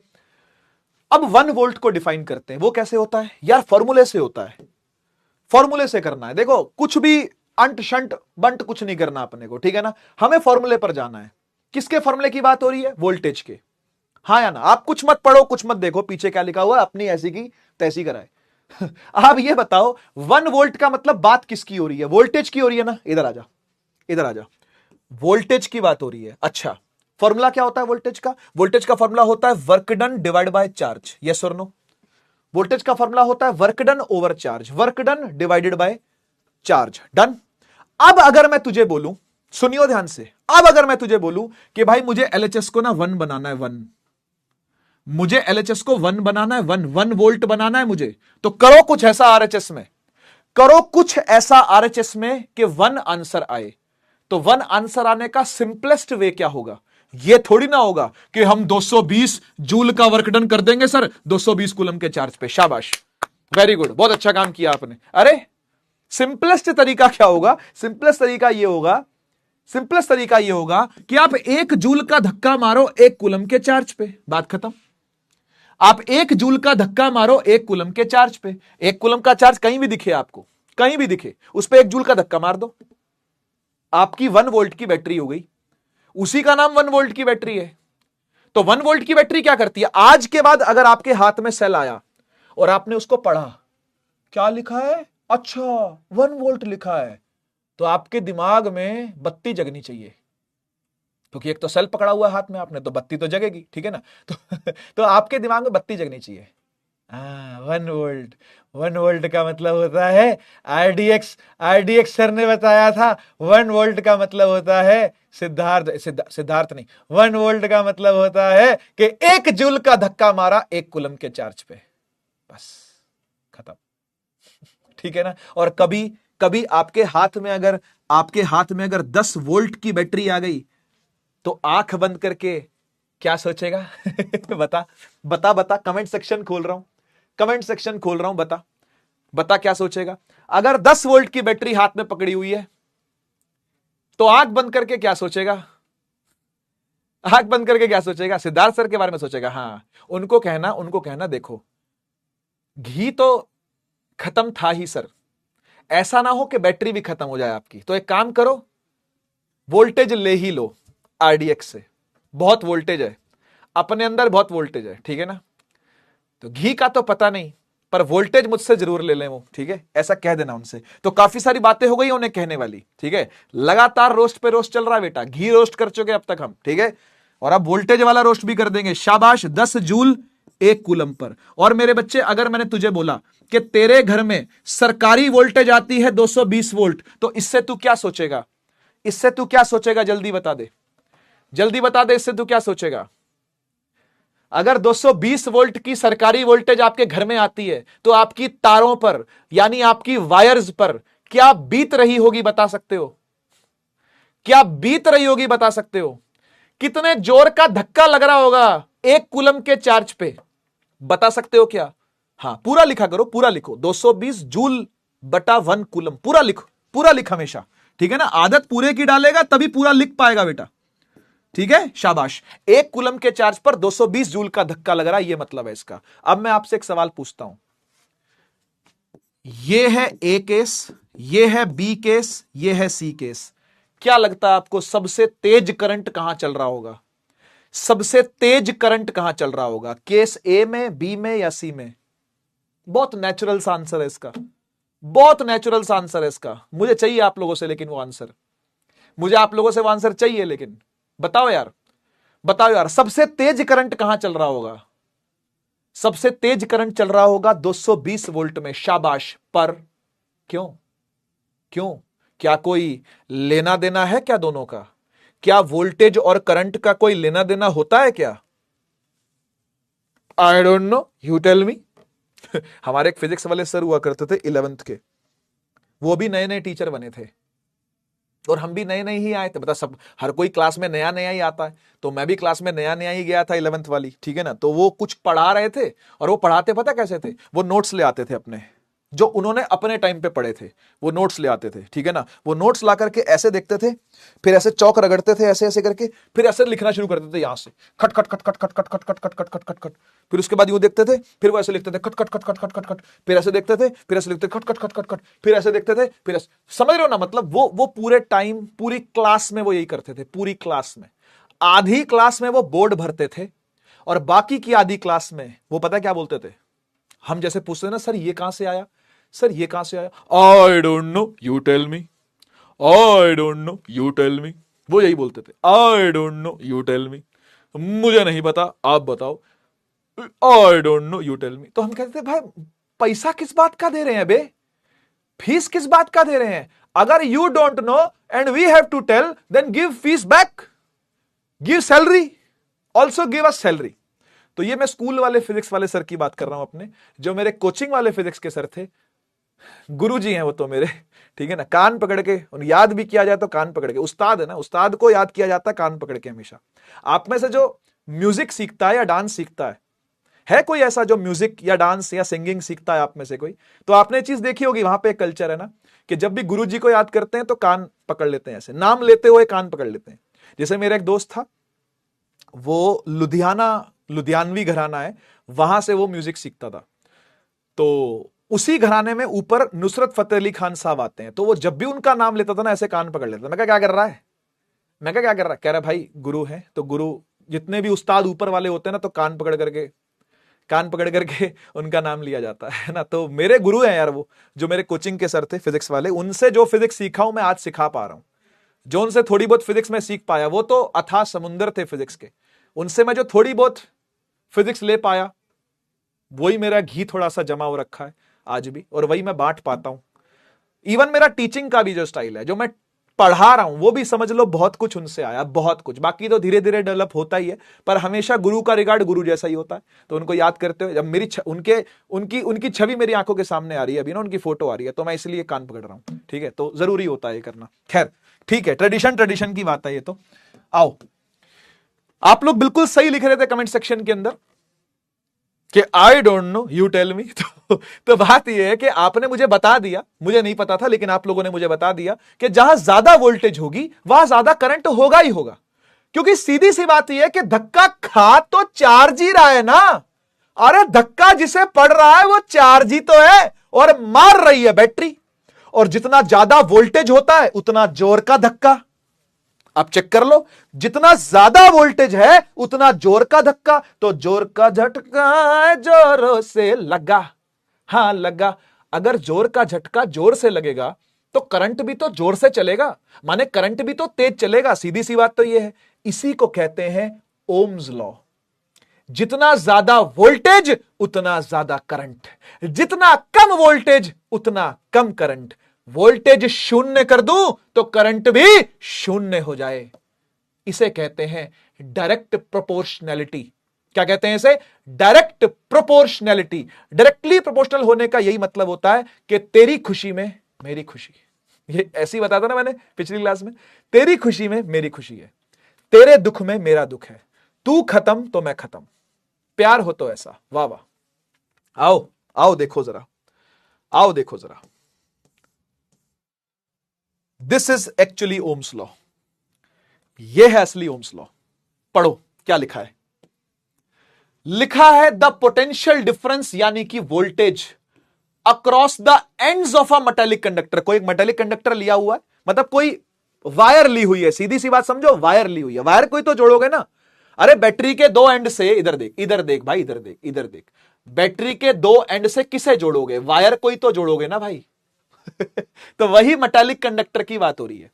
कह रहा है कि जो मेटालिक कंडक्टर जोड़ा जाएगा उसके एंड्स जो जोड़े जाएंगे, छोर जोड़े जाएंगे बैटरी से, वो वोल्टेज जो होगी वो डायरेक्टली प्रोपोर्शनल होगी। किसके?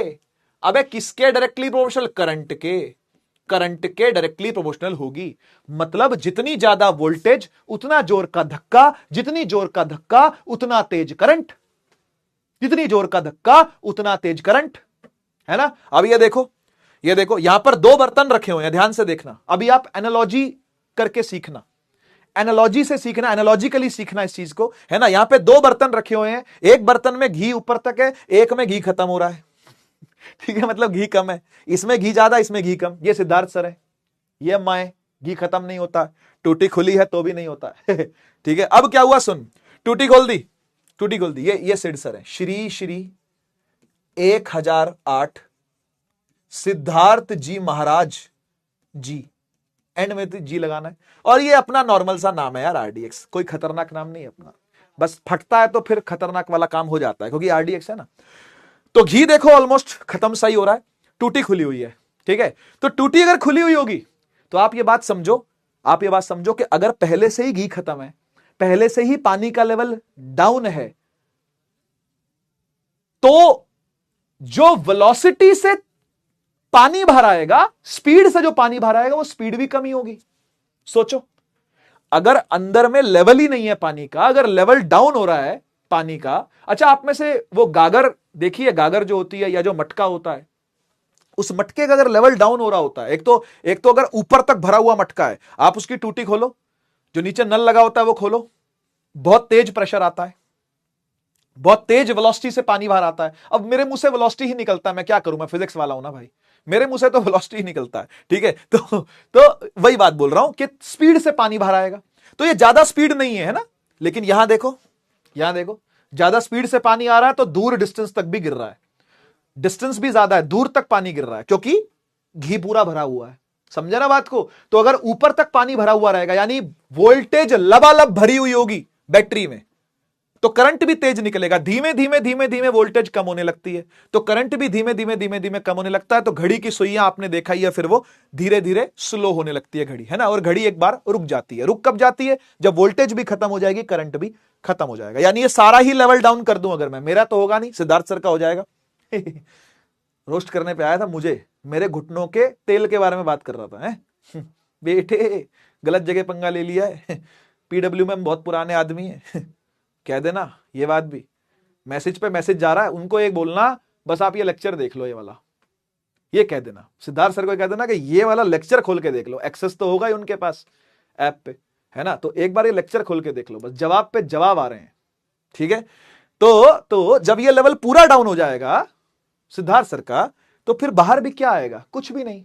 तो वोल्टेज अगर जीरो हो जाएगी तो करंट भी कायदे से जीरो हो जाएगा। इसको मैथमेटिकली ऐसे लिखते हैं, मैथमेटिकली इसको ऐसे लिखते हैं, वोल्टेज प्रोपोर्शनल है किसके? करंट के। वोल्टेज प्रोपोर्शनल है किसके? करंट के। वोल्टेज को V से लिखते हैं, हां सर। करंट को I से लिखते हैं, हां सर। तो वोल्टेज और कैंची का साइन करंट, कैंची सिजर, सिजर का साइन लगता है इसको, ये साइन है तो सिंबल है, मतलब मैथमेटिकल सिंबल है, डायरेक्टली प्रोपोर्शनल का सिंबल बोलते हैं इसको। तो वोल्टेज प्रोपोर्शनल करंट आ जाएगा। अब ध्यान से सुन, अगर ये प्रोपोर्शनैलिटी का साइन हटा दें तो कायदा कहता है, यानी फिजिक्स कहती है कि भाई कोई ना कोई कांस्टेंट आपको जोड़ना पड़ेगा यहां पे, ऐसे ही हटा नहीं सकते आप। ये रूल है, मतलब ये फिजिक्स का रूल कह लो या मैथ्स का रूल कह लो, जो मर्जी कह लो, लेकिन ये रूल है कि अगर प्रोपोर्शनैलिटी का साइन हटता है तो इक्वल टू लग करके कोई कांस्टेंट लगता है। सर हमने तो ऐसा कोई रूल नहीं देखा, आपने देखा है? सर हमने तो नहीं, आपने देखा है? हमने तो नहीं देखा। अबे देखा है, मैं जब बोल रहा हूं, इधर आ, इधर आ, इधर आ, 9th क्लास, इधर आ, 9th क्लास पढ़ाऊं तुझे, यहां देख। न्यूटन का सेकंड लॉ क्या था? न्यूटन का सेकंड लॉ क्या था? न्यूटन का सेकंड लॉ था कि फोर्स जो होती है वो प्रोपोर्शनल होती है rate of change of momentum के। याद है? F is equal to ma, यहीं से आया था। असल में यही बताया गया है न्यूटन के सेकंड लॉ में, कि rate of change of momentum is directly proportional to the unbalanced force applied on the body. ये न्यूटन साहब का सेकंड लॉ है।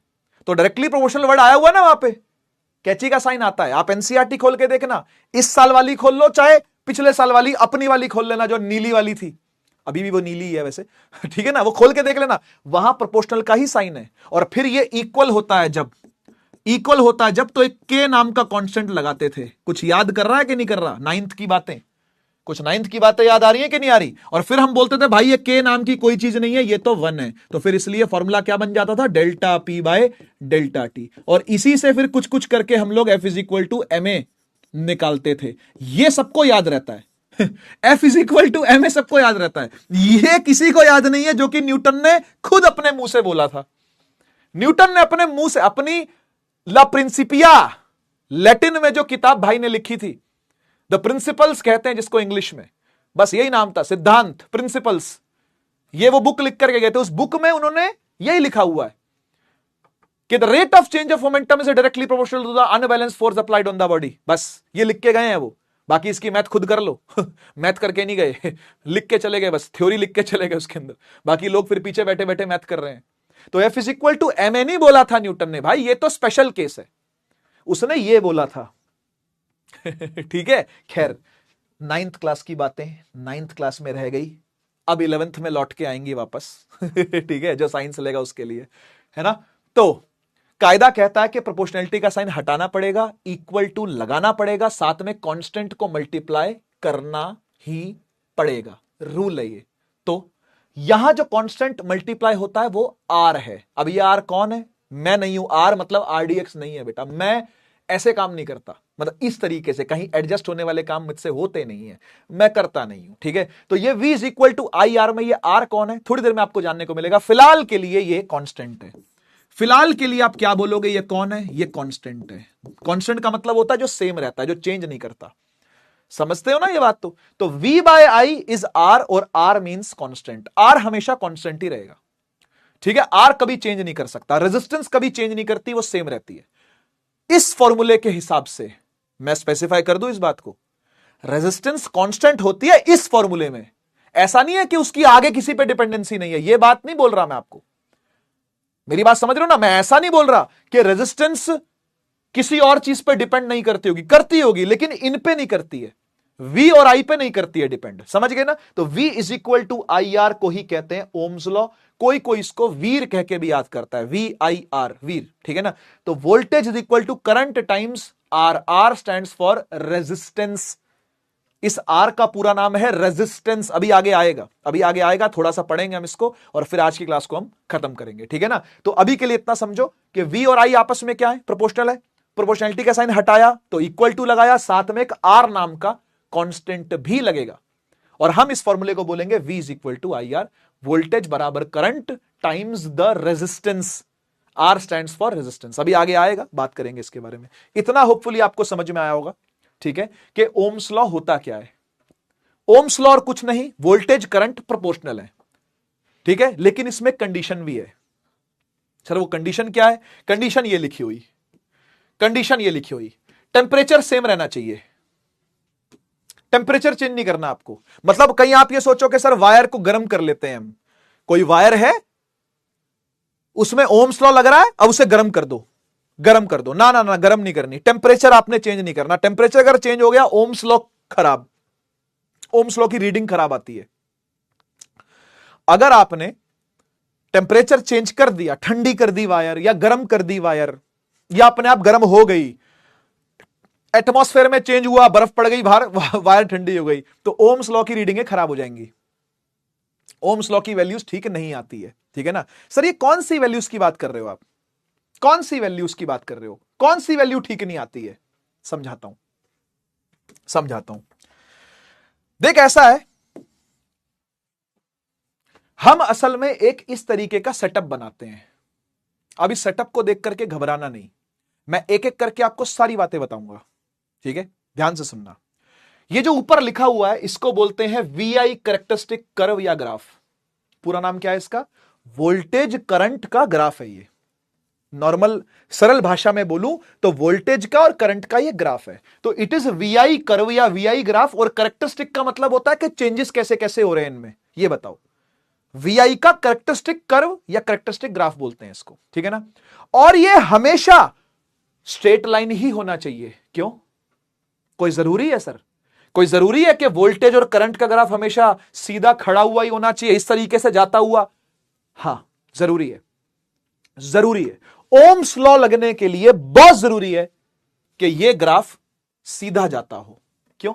ऐसा क्यों? आप याद करो इस बात को कि अगर कभी भी दो चीजें आपस में डायरेक्टली प्रोपोर्शनल होती हैं, है ना, तो यह हमेशा एक लीनियर इक्वेशन बनती है ना। थोड़ी सी मैथ्स याद करो, क्योंकि ग्राफ आ गया तो मैथ तो लिंक आएगा, मैथमेटिक्स का तो लिंक आएगा। तो आप याद करो, आप लीनियर इक्वेशन पढ़ते थे जब 9th क्लास में, इवन 8th में भी आपने लीनियर इक्वेशन पढ़ी है। तो याद करो, हमेशा ग्राफ स्ट्रेट लाइन बनता है। आप अभी भी पढ़ रहे हो लीनियर इक्वेशन इन 2 वेरिएबल, पढ़ लिया है क्या?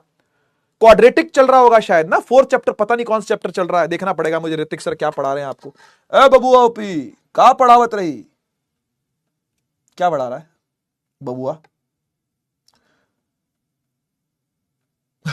पढ़ा तो रहा ही नहीं, क्लास कैंसिल कर। अभी देखता हूं मैं क्या पढ़ा रहे हैं बबुआ सर। बबुआ ओपी कहां पढ़ावत रही? उड़ान उड़ान उड़ान उड़ान, कहां है उड़ान? अब एक तो इतने सारे बैच हो गए हैं यार। उड़ान उड़ान आ गया, उड़ान आ गया। मैथ्स कहां है? Mathematics bye Hrithik sir, pair of linear equation in 2 variable. अच्छा ठीक है, तो लीनियर इक्वेशन ही चल रही है अभी 2 वेरिएबल वाली, अब क्वाड्रेटिक आपकी शुरू होगी। तो क्वाड्रेटिक का यहां कोई काम नहीं है, यहां तो लीनियर इक्वेशन का ही काम है। तो देखो दोनों लीनियर ही है, इसकी पावर भी 1 है, इसकी पावर भी 1 है। मैथ तो आता है, फिजिक्स वाले को मैथ आता होता है। पावर जब भी 1 होगी तो इसका मतलब लीनियर इक्वेशन, अगर पावर 2 हो गई तो क्वाड्रेटिक कहते हैं उसको। पावर 2 हो जाती है तो क्वाड्रेटिक इक्वेशन कहते हैं, अदरवाइज ये तो लीनियर ही है। और लीनियर का मतलब होता है बेटा ग्राफ तो सीधा आना ही चाहिए, ठीक है। तो this is V proportional I, यानी कि लीनियर ग्राफ ही बनेगा, ठीक है। तो क्या करते हैं, एक इस तरीके का एक्सपेरिमेंटल सेटअप बनाते हैं। सर ये तो पता नहीं क्या दिख रहा है, ये असल में स्कीमेटिक डायग्राम है। एक्चुअली में तो वायर वायर वगैरह जोड़ी जाती है सारी, लेकिन मैं आपको बताता हूं कि इसके अंदर क्या क्या है। ध्यान से देखना, आराम से देखना, ध्यान से देखना क्या क्या है। एक तो इसके अंदर बैटरी है, ये देख, ये देख, एक सलिएरा, एक सलिएरा, एक सलिएरा, एक सलिएरा, दिखा 4 सेल। 4 सेल को कंबाइन कर दो, क्या बनेगी? बैटरी बनेगी। इतना डन, ऊपर वाला मामला सॉल्व, ऊपर वाला खेल खत्म, ठीक। अब आपको एक दिख रही है प्लग की। प्लग की का मतलब होता है स्विच ऑन या ऑफ करना। अगर प्लग की में बीच में डॉट बना हुआ होता है तो इसका मतलब स्विच ऑन हो गया है। अगर मैं यहां से डॉट हटा दूं तो मतलब स्विच ऑफ है। मतलब ऐसा दिखे, अगर ऐसा दिखे तो ऑफ है, और ऐसा आ जाए अगर बीच में तो समझ लो क्या है, ऑन है। आया समझ में? तो अभी फिलहाल क्या है, ये ऑन है कि ऑफ है? फिलहाल ये ऑन है या ऑफ है? ऑन है, ऑन है। बीच में डॉट आया हुआ है तो चल रहा है सर्किट, ठीक है ना। अब करंट दौड़ेगा, वायर्स है सारी, ये सब तारे हैं, ये वायर है सारी, ये सारी क्या है? वायर्स हैं, वायर्स, तारे हैं, तारे। तारों में करंट चलता है ना भाई, हवा में थोड़ी चलता है। तो तारों पे करंट दौड़ रहा है, ये सर्किट का पाथ है जिसपे करंट दौड़ेगा। डन, आगे। अब ये करंट एम मीटर के द्वारा रीड होगा। ये एम मीटर का सिंबल है, ए लिखते हैं, ये लिखा क्या है देखो, एम मीटर, है ना। तो ये एम मीटर क्या करेगा? करंट को नापेगा। 1 एम्पियर करंट हुआ है क्या, 2 एम्पियर हुआ है क्या, 3 एम्पियर हुआ है क्या, 4 एम्पियर, कितना हुआ है वो ये नापेगा। डन। अब करंट आगे जाएगा, है ना, ऐसे निकल रहा ना भाई, ऐसे जा रहा है, ऐसे जा रहा है, तो इसमें से जाएगा, इसमें से जाएगा, इसमें से जाएगा, इसमें से, ये देखो ये आया, यहां आया, ठीक है ना। ये सर्किट का पाथ है, ये करंट का पाथ है, ठीक। अब आप ये देखो कि यहां पे एक आर नाम का कुछ प्राणी लगा रखा है मैंने, है ना, और उसके पैरेलल में लगा हुआ है वोल्ट मीटर। वोल्ट मीटर हमेशा पैरेलल में ही लगता है, इसको बोलते हैं पैरेलल कनेक्शन। नेक्स्ट क्लास में ये कनेक्शंस भी आपको सिखाऊंगा कैसे करने, अभी के लिए बस ऊपर ऊपर से देख लो चीजें, ठीक है। तो ये वोल्ट मीटर क्या कर रखा है, पैरेलल में लगा रखा है। क्या करेगा, ये वोल्टेज नापेगा। ऑब्वियसली अगर नाम वोल्ट मीटर है तो क्या करने वाला है, वो वोल्टेज नापने वाला है, समझ गए ना। तो ये आर क्या है sir, what is this R? इस आर को आप कोई अप्लायंस समझ लो, मेरे कहने पर, मेरी बात मानो, आप इसे कोई अप्लायंस समझ लो। ये समझ लो बल्ब है, ये समझ लो पंखा है, पंखा, ये वाला नहीं, वो वाला। इसे आप टीवी समझ लो, इसे आप एसी समझ लो, फ्रिज समझ लो, कोई अप्लायंस समझ लो आप इसको, ठीक है ना। अभी के लिए आप इसको केवल और केवल अप्लायंस समझो। डन। अब आगे सुन, सबसे पहले हमने क्या किया, हमने ये वाली बैटरी जोड़ी है बस, बाकी किसी को नहीं जोड़ा। मतलब सर आप ये कहना चाहते हो कि करंट ऐसे चलेगा? आप ये कहना चाहते हो कि करंट ऐसे चलेगा क्या? देख ऐसे चलेगा, यहां से करंट निकलेगा, यहां से चलेगा, ऐसे जाएगा, ऐसे जाएगा, ऐसे जाएगा, यहां से होता हुआ ऐसे जाके ऐसे। चेक कर, चेक कर, पाथ चेक कर, पाथ मिला, पाथ समझ में आया? मतलब ये सारे अभी कनेक्शन में नहीं है, ठीक है। तो हमने क्या किया, हमने रीडिंग रिकॉर्ड करी। हमारा काम था रीडिंग रिकॉर्ड करना। हम एक स्टूडेंट है, मैं और तू स्टूडेंट है, हम लैब में गए, हमें टीचर ने ये जोड़ के दिया। आपको नहीं जोड़ना होता, ये टीचर जोड़ती है। झटका खा लेगा बेटा खुद तू ना जोड़ी हो इसको, टीचर को जोड़ने दियो तो टीचर इसको जोड़ेगी, ठीक है ना। तो एम मीटर में इमेजिन करो 1 एम्पियर रिकॉर्ड हुआ। कितना रिकॉर्ड हुआ? 1 एम्पियर रिकॉर्ड हुआ। डन। वोल्ट मीटर में भी देखा तो यहां पर 2 वोल्ट रिकॉर्ड हुआ। कोई दिक्कत नहीं सर, कोई दिक्कत नहीं, बढ़िया। फिर हमने क्या किया, इस बार हमने इसको जोड़ दिया, इसको यहां से जोड़ दिया, मतलब कनेक्शन। तो करंट ध्यान से देखियो कैसे चला, ध्यान से, आंखें एकदम बोर्ड पे होनी चाहिए भाई, नजरें एकदम स्क्रीन पे। देख देख कैसे चलेगा करंट, यहां से निकलेगा और ऐसे चलेगा, ऐसे ऐसे ऐसे, यहां से सीधा चला आया, इसमें से होता हुआ यहां, यह करंट का पाथ होगा। मुझे बता क्या पहले से ज्यादा बैटरी जुड़ गई है कि नहीं? पहले एक ही बैटरी थी, अब 2-2 बैटरियां आ गई हैं। अब 2-2 बैटरियां अगर आ गई हैं तो वोल्टेज भी डबल हो जाएगी, सीधी सी बात है। तो पहले 2 वोल्ट नपा था, मुझे बता अब कितना नपेगा? सर अब तो 4 वोल्ट दिखाएगा। और फिर हमने एमीटर की रीडिंग भी देखी तो यहां पर दिखा रहा था 2 एम्पियर। बढ़िया है, बढ़िया, सब सही है। जो रीडिंग आ रही है अपन नोट कर रहे हैं। हमें नहीं पता डायरेक्टली प्रोपोर्शनल है कि इनवर्सली प्रोपोर्शनल है कि ऐड है सब्ट्रैक्ट है, हम कुछ नहीं जानते। हमें सिर्फ यह पता है कि भाई यहां पे हमने कनेक्शन जोड़ते जाना है। अब हमने तीसरा कनेक्शन वहां से हटा के यहां जोड़ा, इधर जोड़ा, ठीक है ना। इधर जोड़ा तो फिर तू पाथ देख, फिर तू रास्ता देख करंट का। ये रास्ता करंट का है, ये रास्ता करंट का है, ये रास्ता करंट का है। इस बार 3 बैटरियां इंक्लूड हो गई सर्किट में। पिछली बार 2 बैटरियां थी, उसके पिछली बार 1 ही बैटरी थी, अब 3 बैटरियां इंक्लूड हो गई हैं। बोलो हाँ या ना? हाँ सर, 3 इंक्लूड हो गई हैं। तो फिर वोल्ट मीटर की रीडिंग भी बढ़ जाएगी भाई, 6 वोल्ट हो जाएगी, और करंट की रीडिंग भी बढ़ जाएगी शायद से। तो देखी तो बड़ी हुई थी, 3 एम्पियर थी वो। डन। हम तो रीडिंग रिकॉर्ड करने वाले बच्चे हैं, हमें अभी कुछ नहीं पता। हम तो एक्सपेरिमेंट करने आए, हमें अभी कुछ नहीं पता क्या होता है दीन दुनिया का, हमें कुछ नहीं पता। हम तो रीडिंग रिकॉर्ड कर रहे हैं, ठीक है। अब हमने चौथी वाली बैटरी भी इंक्लूड कर दी सर्किट में। वाह भाई वाह, वाह भाई वाह।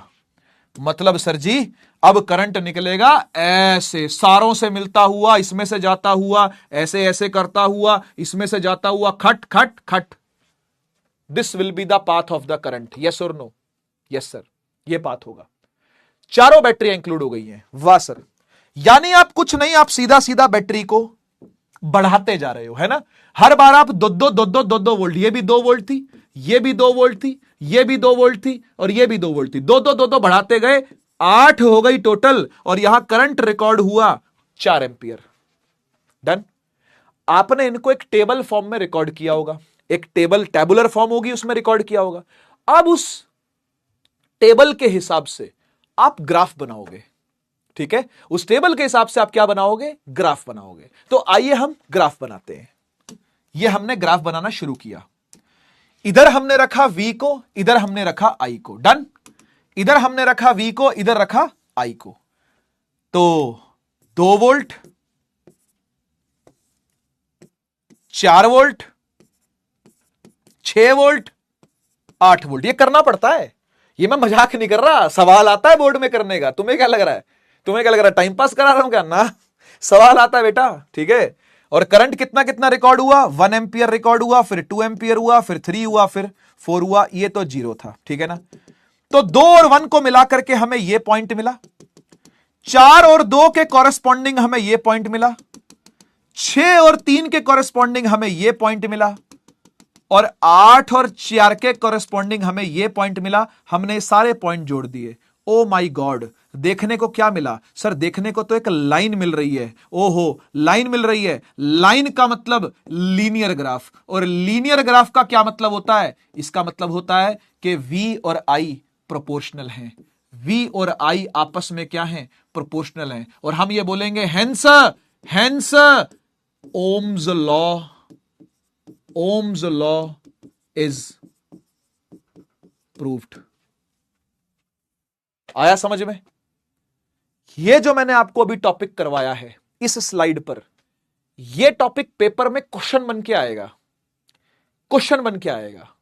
और क्या सवाल होगा पता है? मैं सवाल लिख देता हूं आपके लिए कि सवाल क्या होगा, ताकि आप पकड़ पाओ, आप पहचान पाओ कि कब ये काम करना है सर, ये काम कब करना पड़ेगा सर, ये डायग्राम भी बनाना पड़ेगा क्या? हाँ सर। ये टेबल बनानी पड़ेगी क्या? हाँ सर। ये ग्राफ बनाना पड़ेगा क्या? हाँ। और उसके बाद ये भी अंग्रेजी लिखनी पड़ेगी? हाँ, लिखनी पड़ेगी। और सवाल भी आएगा तो 3 ही नंबर का आएगा, उससे नीचे नहीं आ सकता। ये चैप्टर टोटल 8 नंबर का है। 8 में से 3 नंबर लेके जा सकता है ये सवाल। मैं आपको बताऊं, पास्ट में कई बार आया हुआ है।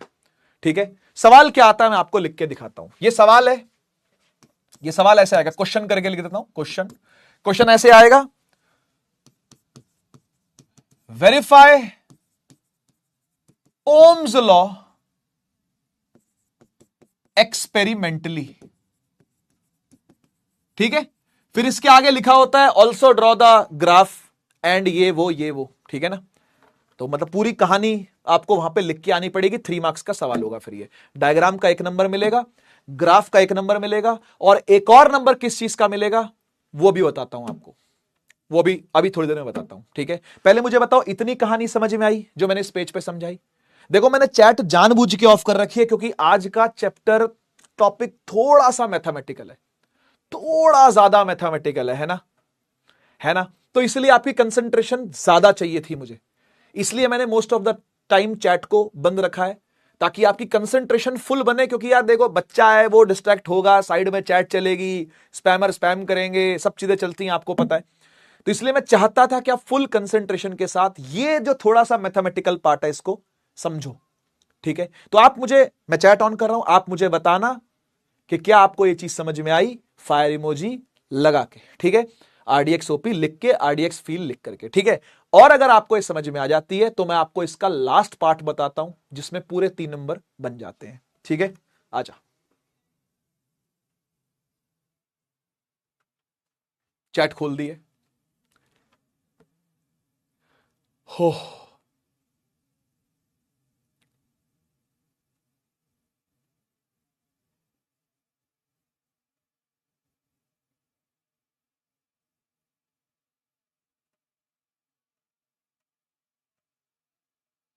सिर्फ डायग्राम दोबारा समझा दूं? ठीक है, बच्चे कह रहे सर डायग्राम एक बार दोबारा समझा दो। ठीक है, पहले तो वो तीसरी बात मैं आपके सामने कर लेता हूं कि वो तीसरी चीज क्या है। ठीक है, पूरी नहीं करूंगा, सिर्फ तीसरी चीज का नाम बता रहा हूं आपको। जो तीसरी चीज फाइंड करनी होती है, जिसके फिर पूरे 3 नंबर मिल जाते हैं, वो यहां लिखी हुई है, स्लोप निकालना। और स्लोप निकालने का काम 9th क्लास में सिखाया जाता है। कहां सिखाते हैं? डिस्प्लेसमेंट टाइम ग्राफ में और वेलोसिटी टाइम ग्राफ में। डेरिवेशन जब होती है वहां पर इक्वेशन ऑफ मोशन की, v is equal to u plus a into t, s is equal to u t plus half into a into t का square, 2as is equal to v square minus, ये याद है 3 equation थी motion की 3 equations, इनको derive करते हैं ना जहां पर, वहां पर स्लोप निकालना सिखाया जाता है। अगर आपको स्लोप निकालना नहीं आता तो RDX है ना यार, टेंशन क्यों लेता है? इतना आसान तरीका बताऊंगा स्लोप निकालने का, चुटकियों में स्लोप निकल के साइड, हो जाएगा। तो टेंशन मत लो, वो 1 नंबर जो बचा हुआ है अभी क्वेश्चन का, वो स्लोप का है, तो वो स्लोप सीखना पड़ता है आपको। खैर, मैं एक बार रिपीट कर देता हूं पूरी कहानी के क्या थी। देखो बेटा, एक इस तरीके का एक्सपेरिमेंटल सेटअप करना पड़ता है। 4 लगाई है सेल जोड़ दोगे तो बैटरी बन जाएगी, सबके मुंह एक तरफ है तो सारे के सारे एक तरफ कोई करंट चलाएंगे, सही बात है।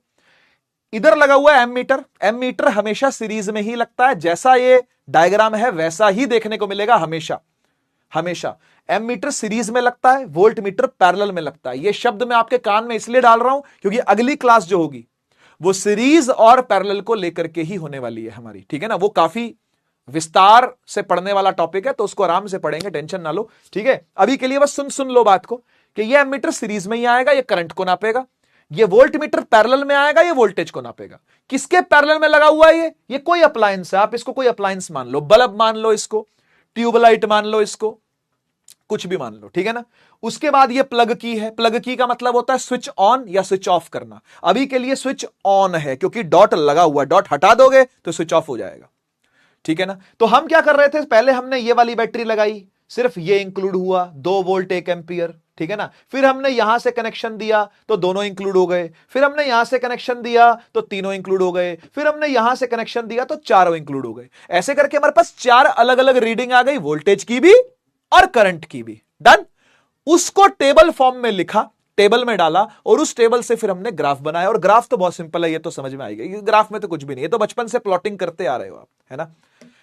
तो जब ये ग्राफ की शेप देखी तो सब हैरान रह गए, हो क्या हो क्या हो ग्राफ लाइन है, ग्राफ एक सीधी लाइन है। सीधी लाइन है तो मतलब लीनियर ग्राफ है। लीनियर ग्राफ का मतलब होता है डायरेक्टली प्रोपोर्शनल होना।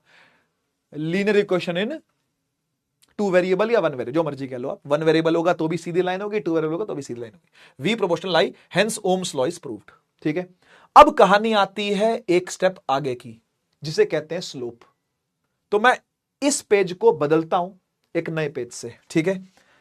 मैं थोड़ा सा क्लास 9th में ले जाना चाहूंगा बेटा आपको, ठीक है। जरूरी है, जरूरी है।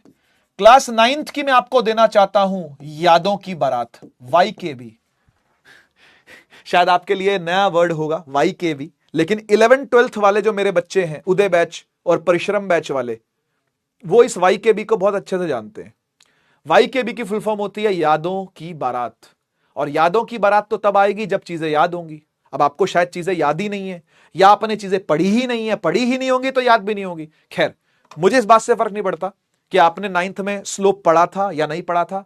मैं एकदम फ्रेश तरीके से सिखाऊंगा और कुछ तरीके से सिखाऊंगा। आपको बस RDX लगाना है। सिर्फ स्लोप निकालने के लिए मैं लिख देता हूं, स्लोप फाइंड करने के लिए जस्ट आपको RDX का यूज करना है। सर ये RDX क्या है? सर RDX क्या है ये तो बताओ। सुन, सबसे पहली चीज RDX कह रहा है, सबसे पहली चीज राइट एंगल ट्रायंगल ढूंढ। कहां है? ऐसा नहीं होता, ऐसा होता है ठीक है ना। राइट एंगल ट्रायंगल ढूंढना है आपको। क्या ढूंढना है? राइट एंगल ट्रायंगल ढूंढना है, ठीक है। जैसे ही मिल गया, जैसे ही राइट एंगल ट्रायंगल मिल गया, P/B कर दे, P/B कर दे। P क्या होता है? परपेंडिकुलर, और B क्या होता है? बेस। खत्म। P/B कर दे, तेरा आंसर आ जाएगा। इसी को स्लोप बोलते हैं। स्लोप मतलब P/B, स्लोप मतलब P/B, स्लोप मतलब, अरे बोलो P/B, स्लोप मतलब, अरे बोल P/B, जोर से बोल। स्लोप मतलब P/B, स्लोप मतलब P/B, स्लोप मतलब P/B, स्लोप मतलब P/B। बोल बोल, जोर से बोल। मम्मी तक आवाज जाए, दादी तक आवाज जाए, दादा तक आवाज जाए, बहन तक आवाज जाए, भाई तक आवाज जाए, पड़ोसी तक आवाज जाए। बोल, स्लोप मतलब P/B, स्लोप मतलब P/B।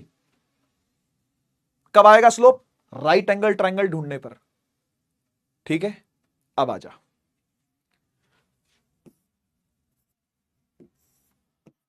ये कोई y है, ये कोई x है, ठीक है ना। ये कोई y है, ये कोई x है। तेरा ग्राफ तो ऐसा है, स्लोप तो स्लोप है, स्लोप तो ऐसा ही होता है ना। ये कोई स्लोप थोड़ी है, मतलब ऐसे ऐसे, है ना। इसे इसे स्लोप थोड़ी ना कहते, तो स्लोप 0 है। कोई चीज फ्लैट है तो स्लोप थोड़ी ना होगा। ये तो फ्लैट हो गया, स्लोप इज 0। ये कोई स्लोप नहीं है, ठीक है। स्लोप का मतलब है जब चढ़ाई हो या उतराई भी हो तो भी, लेकिन उतराई आपके सिलेबस में है नहीं। इवन 10th में तो नहीं है, 9th में थी, क्योंकि वेलोसिटी टाइम ग्राफ था, वेलोसिटी डिक्रीज भी होती थी खाली इंक्रीज नहीं होती थी। खैर, इधर आ जाओ, ठीक है। तो मान लो YX ग्राफ है और मैं आपसे बोलूं कि भाई राइट एंगल ट्रायंगल ढूंढो। बस मैंने आपको एक ही टास्क दिया है। अभी मैंने आपको सिर्फ एक ही टास्क दिया है, राइट एंगल ट्रायंगल ढूंढ। नहीं मिल रहा? RDX अभी जिंदा है, इधर देख, बोल दिखा दिख गया? ये हाइपोटेनस हो गया बेटा, है ना। 90 डिग्री ऐसे ही ढूंढना है हमेशा, हमेशा।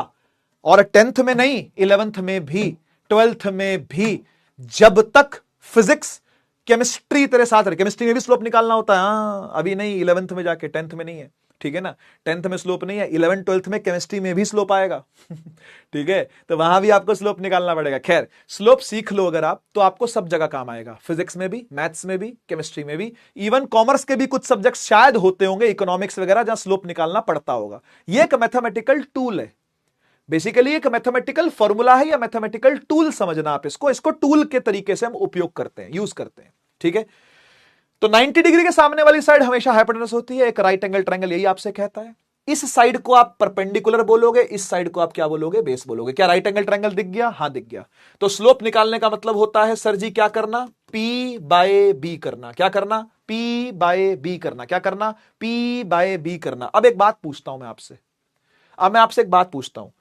आपको अगर P ढूंढना है जी, आपको अगर P ढूंढना है तो आप एक्स एक्सिस के पास जाओगे या वाई एक्सिस के पास जाओगे? अगर आपको P ढूंढना है तो आप एक्स एक्सिस के पास जाओगे या वाई एक्सिस के पास जाओगे? मुझे जवाब चाहिए आपसे, मुझे कमेंट सेक्शन में जवाब चाहिए। तैयब शेख, शाबाश, very good, very good.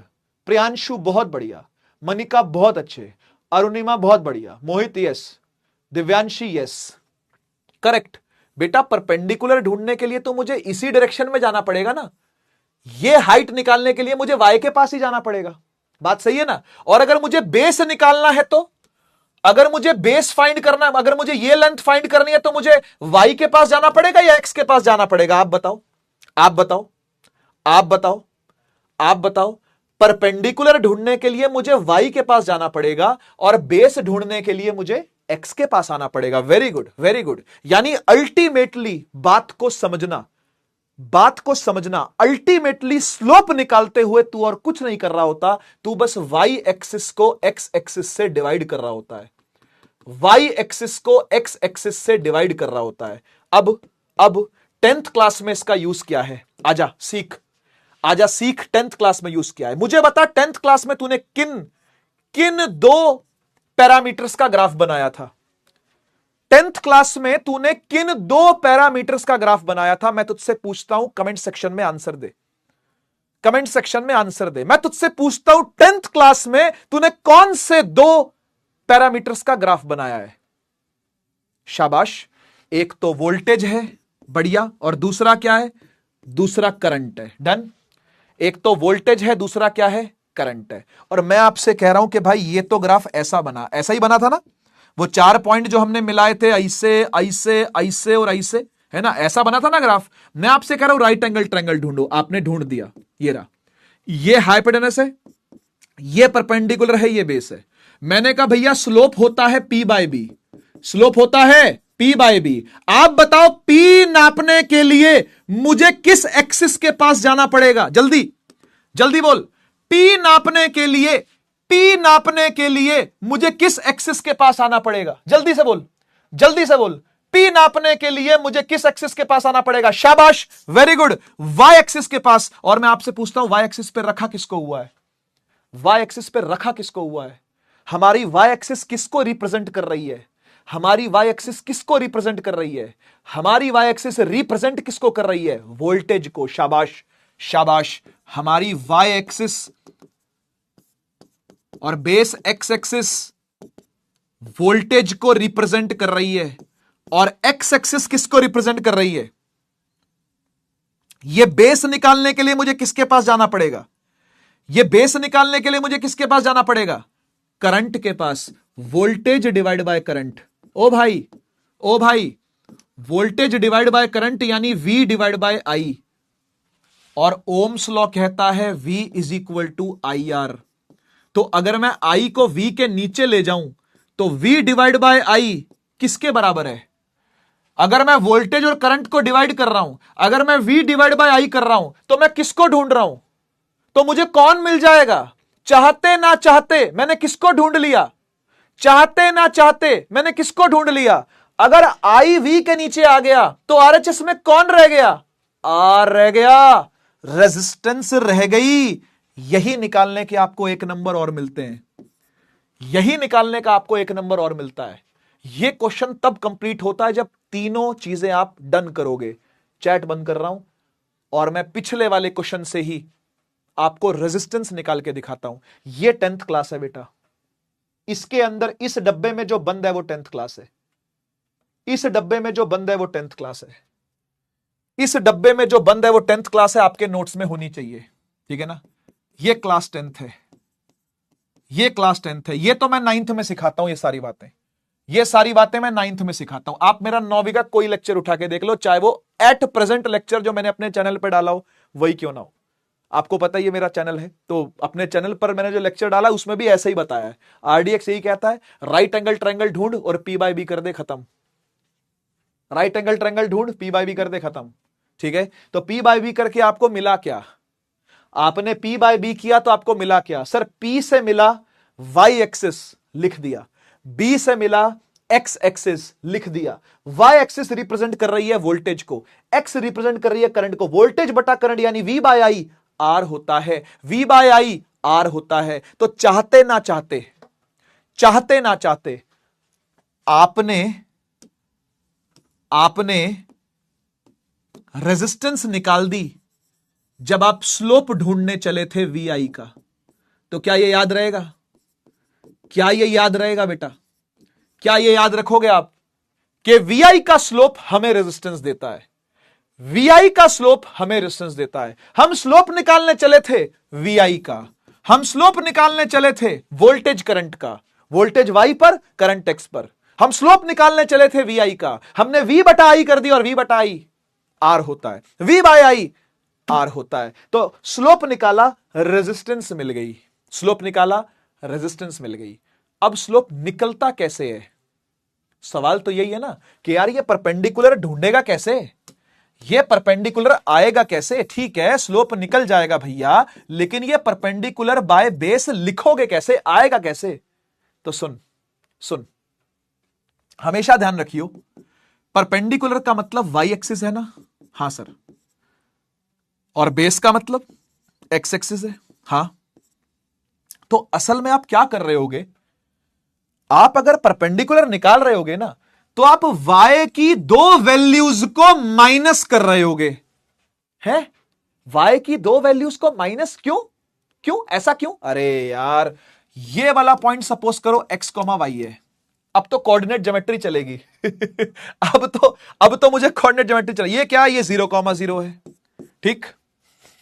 Physics वाले को मैथ आती होती है बेटा, टेंशन नहीं लेना, ठीक है। ये ओरिजिन है 0,0, ये x, y है। ये पॉइंट क्या होगा?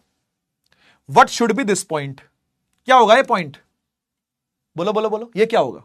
सर ये होगा 0, नहीं x, 0। हाँ या ना? ये x, 0 होगा। गलत कह रहा हूं क्या? ये कुछ x है और 0 क्यों आया? क्योंकि y में कुछ नहीं है, तो दिस शुड बी x, 0। सोचना आराम से, इसके बारे में सोचना आराम से। x, 0 है तो सीधी सी बात है कि अगर आपको ये लेंथ निकालनी है ना, अगर आपको ये लेंथ निकालनी है तो आपको y माइनस 0 करना पड़ेगा। हाँ या ना बोलो? आपको y माइनस 0 करना पड़ेगा। यहां y है, ये y एक्सिस है ना भाई, तो y ये रहा और 0 ये रहा, तो y माइनस 0 करोगे तो ये आ जाएगा। सिमिलरली ये निकालनी हो तो x माइनस 0 करोगे, ये 0 है, ये x है। ये लेंथ निकालनी है तो x माइनस 0। तो बात इससे ये समझ में आती है, अल्टीमेटली अपने को ये कहानी समझ में आती है, सर दिस इज एक्चुअली, आप इसे बोल सकते हो ये है y माइनस 0, है ना? ये y माइनस 0 है। y माइनस 0 मतलब दो वैल्यूज ऐसी जो y में थी आपने माइनस कर दी। सिमिलरली दो वैल्यूज ऐसी जो x में थी आपने माइनस कर दी। अल्टीमेटली आप क्या कर रहे हो? y की दो वैल्यूज को सबट्रैक्ट कर रहे हो, यानी y2 माइनस y1 कर रहे हो, और x की भी दो वैल्यूज को सबट्रैक्ट कर रहे हो, x2 माइनस। ये सब 9th में बताते हैं बेटा, इसलिए मैं इसको यहां डब्बे में नहीं लिख रहा। डब्बे में वही चीज लिखूंगा जो तेरे काम की होगी। ये बातें सब 9th क्लास में बताता हूं मैं, समझ रहा है ना भाई? अब 9th तूने पढ़ी है मुझसे तो शायद ये बातें तू पहले से जानता होगा, और तूने नहीं पढ़ी है तो कोई बात नहीं, तू डब्बे वाली चीजें याद रखियो, जो डब्बे में लिखा है वो याद रखियो, ठीक है। तो y minus 0 is ultimately two things which are subtracting made up of y के पॉइंट्स। x माइनस 0 का मतलब क्या? x के दो पॉइंट माइनस होना। इसको आप ऐसे भी लिखते हो, इसको आप, ये मैथमेटिकल लैंग्वेज है, इसे आप ऐसे भी लिखते हो delta y by delta x, delta Y by delta X. Sir ये डेल्टा क्या होता है? डेल्टा का मतलब चेंज, डेल्टा का मतलब चेंज, डेल्टा मींस चेंज, मतलब y की दो वैल्यू माइनस हो रही है और डेल्टा x का मतलब x की दो वैल्यू माइनस हो रही है। तो अल्टीमेटली आप इसको ऐसे भी लिख सकते हो कि आप वोल्टेज का चेंज डिवाइड बाय करंट का चेंज कर रहे हो। तो स्लोप मतलब रेजिस्टेंस हमेशा निकलेगा, इसे ग्रीन से लिखता हूं ताकि आपको यह हमेशा याद रहे। आपको कुछ याद ही रखना हो या रिवाइज ही करना हो तो यह हमेशा याद रहे कि it is actually delta we by delta आई। मतलब सर आप यह कहना चाहते हो कि वोल्टेज की दो वैल्यूज माइनस कर दो डिवाइड बाय करंट की दो वैल्यूज माइनस कर दो। हां मैं यही कहना चाहता हूं, हां मैं यही कहना चाहता हूं भाई, बिल्कुल सही सुना है आपके कानों ने कि ऐसे निकलता है स्लोप। देख पहली बार अगर पढ़ा होगा तो बहुत अजीब लगता है सुनकर के, इतनी मैथ के घुस गई है यार ये मैथ। तो हाँ पहली बार पढ़ के तो ऐसा ही लगता है, लेकिन आप पहली बार नहीं पढ़ रहे हो, आप तो दूसरी बार पढ़ रहे हो, क्योंकि पहली बार आप 9th में ये पढ़े हुए हो और नहीं पढ़े हुए हो तो अब पढ़ना पड़ेगा। भाई पुराने पाप कभी तो धोने ही पड़ेंगे ना भाई। तो अगर 9th में मेहनत नहीं करी थी, 9th में इस लेवल पर अगर आपने जाकर के नहीं पढ़ा था तो वो पाप की श्रेणी में तो आया ना, क्योंकि पढ़ना तो 9th में था। इसको पढ़ते तो वहां पर डिस्प्लेसमेंट टाइम ग्राफ और वेलोसिटी टाइम ग्राफ है। वेलोसिटी टाइम ग्राफ का स्लोप एक्सेलरेशन देता है, डिस्प्लेसमेंट टाइम ग्राफ का स्लोप वेलोसिटी देता है। ये सब बातें 9th क्लास की हैं, तो ये तो वहां पे पढ़ाया जाता है। मैं तो ऐसा ही पढ़ाता हूं 9th में, ठीक है ना। पर 10th वालों के लिए ये डब्बा जो बंद किया है इट इज सफिशिएंट, ठीक है ना। तो ये आपकी इच्छा है कि आप 9th क्लास से पढ़ना चाहो तो ये आपके लिए सुटेबल है। मैंने पूरी मैथ समझाई है यहां पर, ठीक है ना। नहीं तो आप 10th की बात करो तो ये डब्बा काफी है, ठीक है। अब मैं आपको एक स्लोप निकाल के ही दिखाता हूं, ठीक है। आ जाओ आ जाओ। ये एक प्रीवियस ईयर क्वेश्चन है बेटा, इट इज अ PYQ, ये आया हुआ है और मैंने बोला था, मैं कहा ऐसे PYQ आते हैं, है ना। ये एक प्रीवियस ईयर क्वेश्चन है, ये एक PYQ है और एक अच्छा PYQ है। देख क्या बोल रहा है, कह रहा टेबुलर फॉर्म के अंदर आपको करंट और वोल्टेज की वैल्यू पहले से दे रखी है, तो ऐश करो ऐश करो। एक्सपेरिमेंट में कुछ नहीं करना, ये 2 मार्क्स का सवाल बनेगा, क्योंकि पहला मार्क अगर होता तो वो डायग्राम बनाने का होता। ये वाले डायग्राम की बात कर रहा हूं, है ना, ये वाले डायग्राम की बात कर रहा हूं, इसका 1 नंबर होता। तो ये वाला पार्ट उसने स्किप कर दिया। कह रहा भाई सीधी मैंने टेबल दे दी, ठीक है। कह रहा सीधी मैंने आपको टेबल दे दी, अब आप इस टेबल से ग्राफ प्लॉट करो। देखो लिखा हुआ ये देख, कह रहा plot a graph between V and I, और एंड के आगे क्या लिखा है वो बाद में देखेंगे। तो पहले ग्राफ प्लॉट करते हैं फटाफट से। आ जाओ जल्दी जल्दी फटाफट ग्राफ प्लॉट करवाता हूं। ये V और ये I, ग्राफ प्लॉट करना आप में से सबको आता है, इतना लल्लू कोई नहीं है, है ना। ये आधा एंपियर है भाई, तो आधा एंपियर यहां टिका देते हैं हम, और इसके कॉरेस्पॉन्डिंग 1.6 है तो वो यहां टिका देते हैं। 1.6 और 0.5 का एक पॉइंट आ गया। अगला वाला 1 है, ओके, और ये वाला उसका डबल है यानी 3.2 है। अच्छा जी, तो मतलब ये यहां आ जाएगा। डन है ना भाई, फटाफट बना रहा हूं, ठीक है। आगे 1.5 है, 1.5 है, 1.5 है, थोड़ा और ऊपर ले आते हैं। वो क्या है, वो 4.8 है, 4.8, ये वाला पॉइंट यहां आ गया। अगला क्या है, 2 और 6.4, ये 2 है, अच्छा, और ये क्या है, ये 6.4 है। चलो चलेगा भाई, बहुत बढ़िया, ले ये पॉइंट आ गया। अगला क्या है, वो 2.5 है, ठीक है। मैं कहा 8 कहां से आ गया, हाँ 2.5 है ना। करंट 2.5 है और वोल्टेज क्या है, 8 है।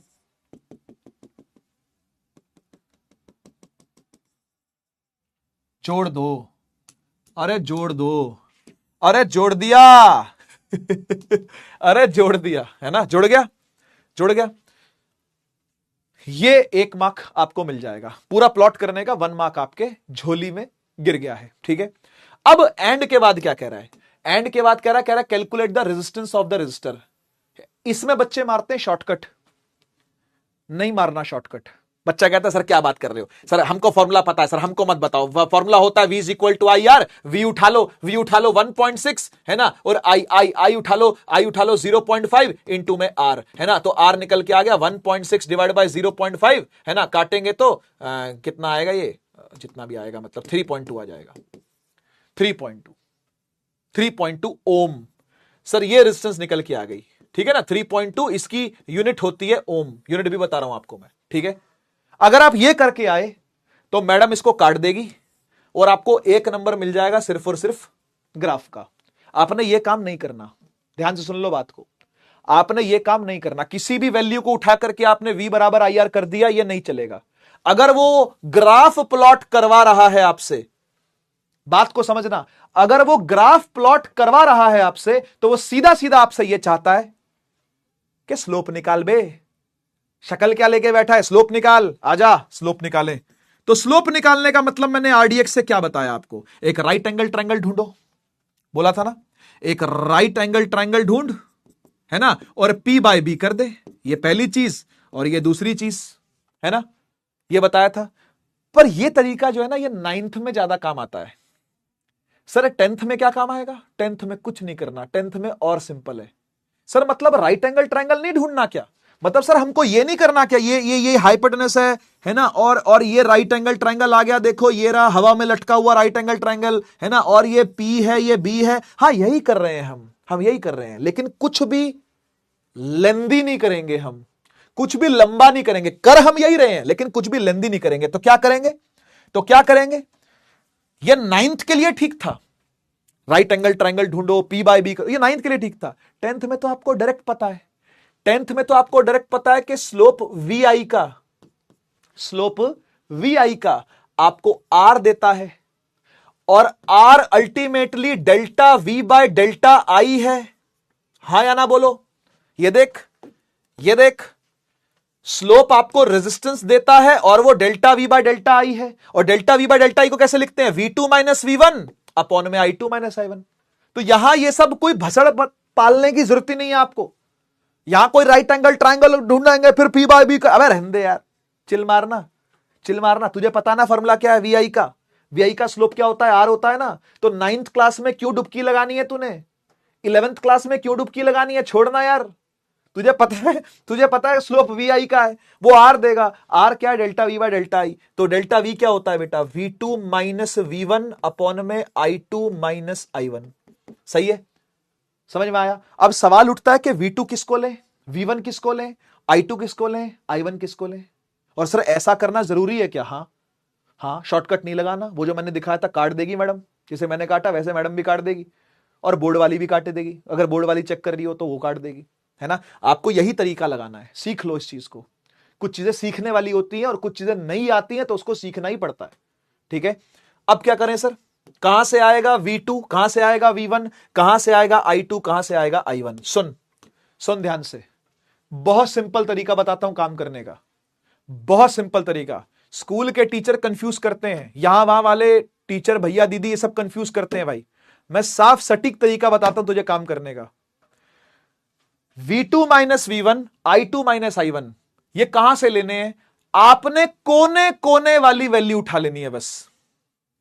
पूरी टेबल में से कोने कोने वाली वैल्यू। सर कोने कोने वाली कौन सी, ये कोने वाली वैल्यू, और ये कोने वाली वैल्यू, ये कोने वाली वैल्यू, और ये कोने वाली वैल्यू। सर बीच की वैल्यू झक मराने गई तो गई, हमें क्या, हमें सिर्फ कोने कोने वाली वैल्यू चाहिए, खत्म, और डाल दो।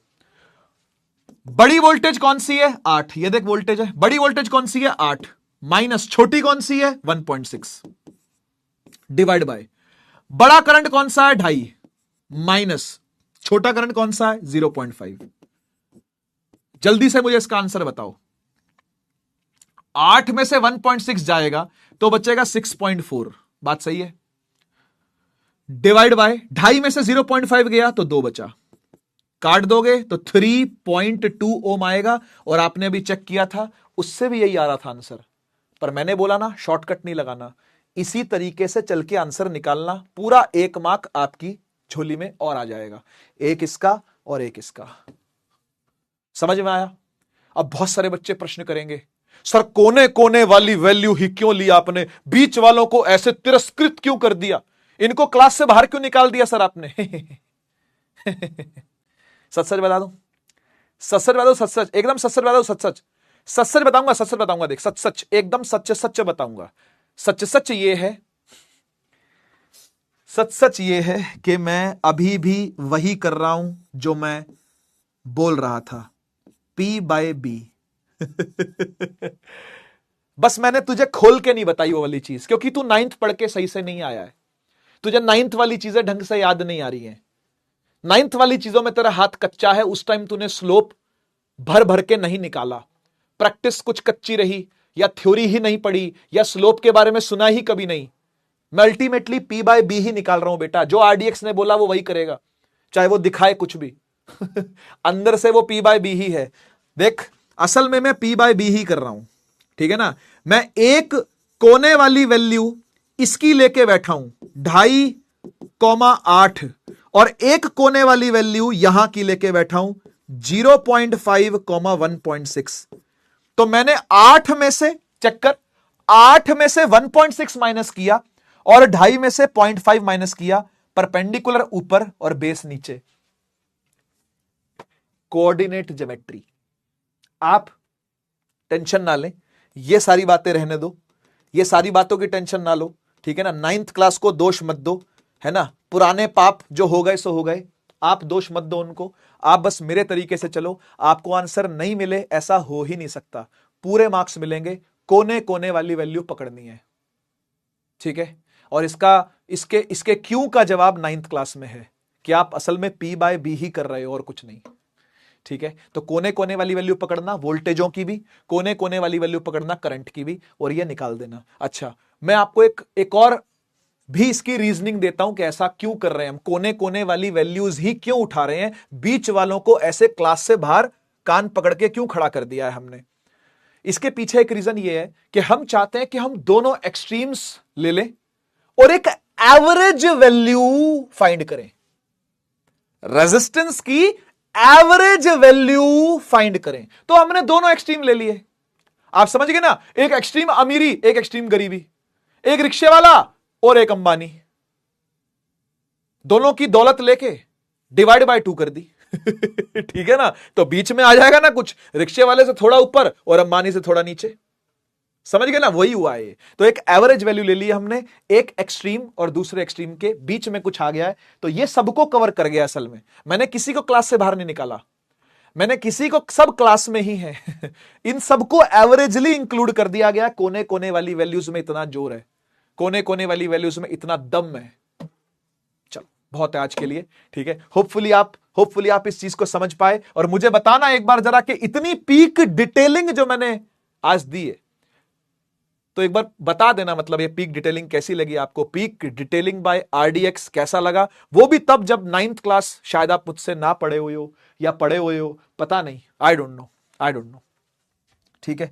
तो ये बेटा 3.2 ओम रेजिस्टेंस फाइंड हुई है फाइनली, और इसी के साथ आज का लेक्चर हम यहीं पर समाप्त करते हैं। नेक्स्ट लेक्चर में हम, ठीक है, सीरीज और पैरेलल और रेजिस्टेंस क्या चीजें होती हैं, उसके आगे की क्या कहानी है, वो सब हम लोग पढ़ेंगे। होमवर्क में भाई प्लीज आप ये काम जरूर करना कि सोने से पहले भाई ये अपना रूटीन बना ले भाई।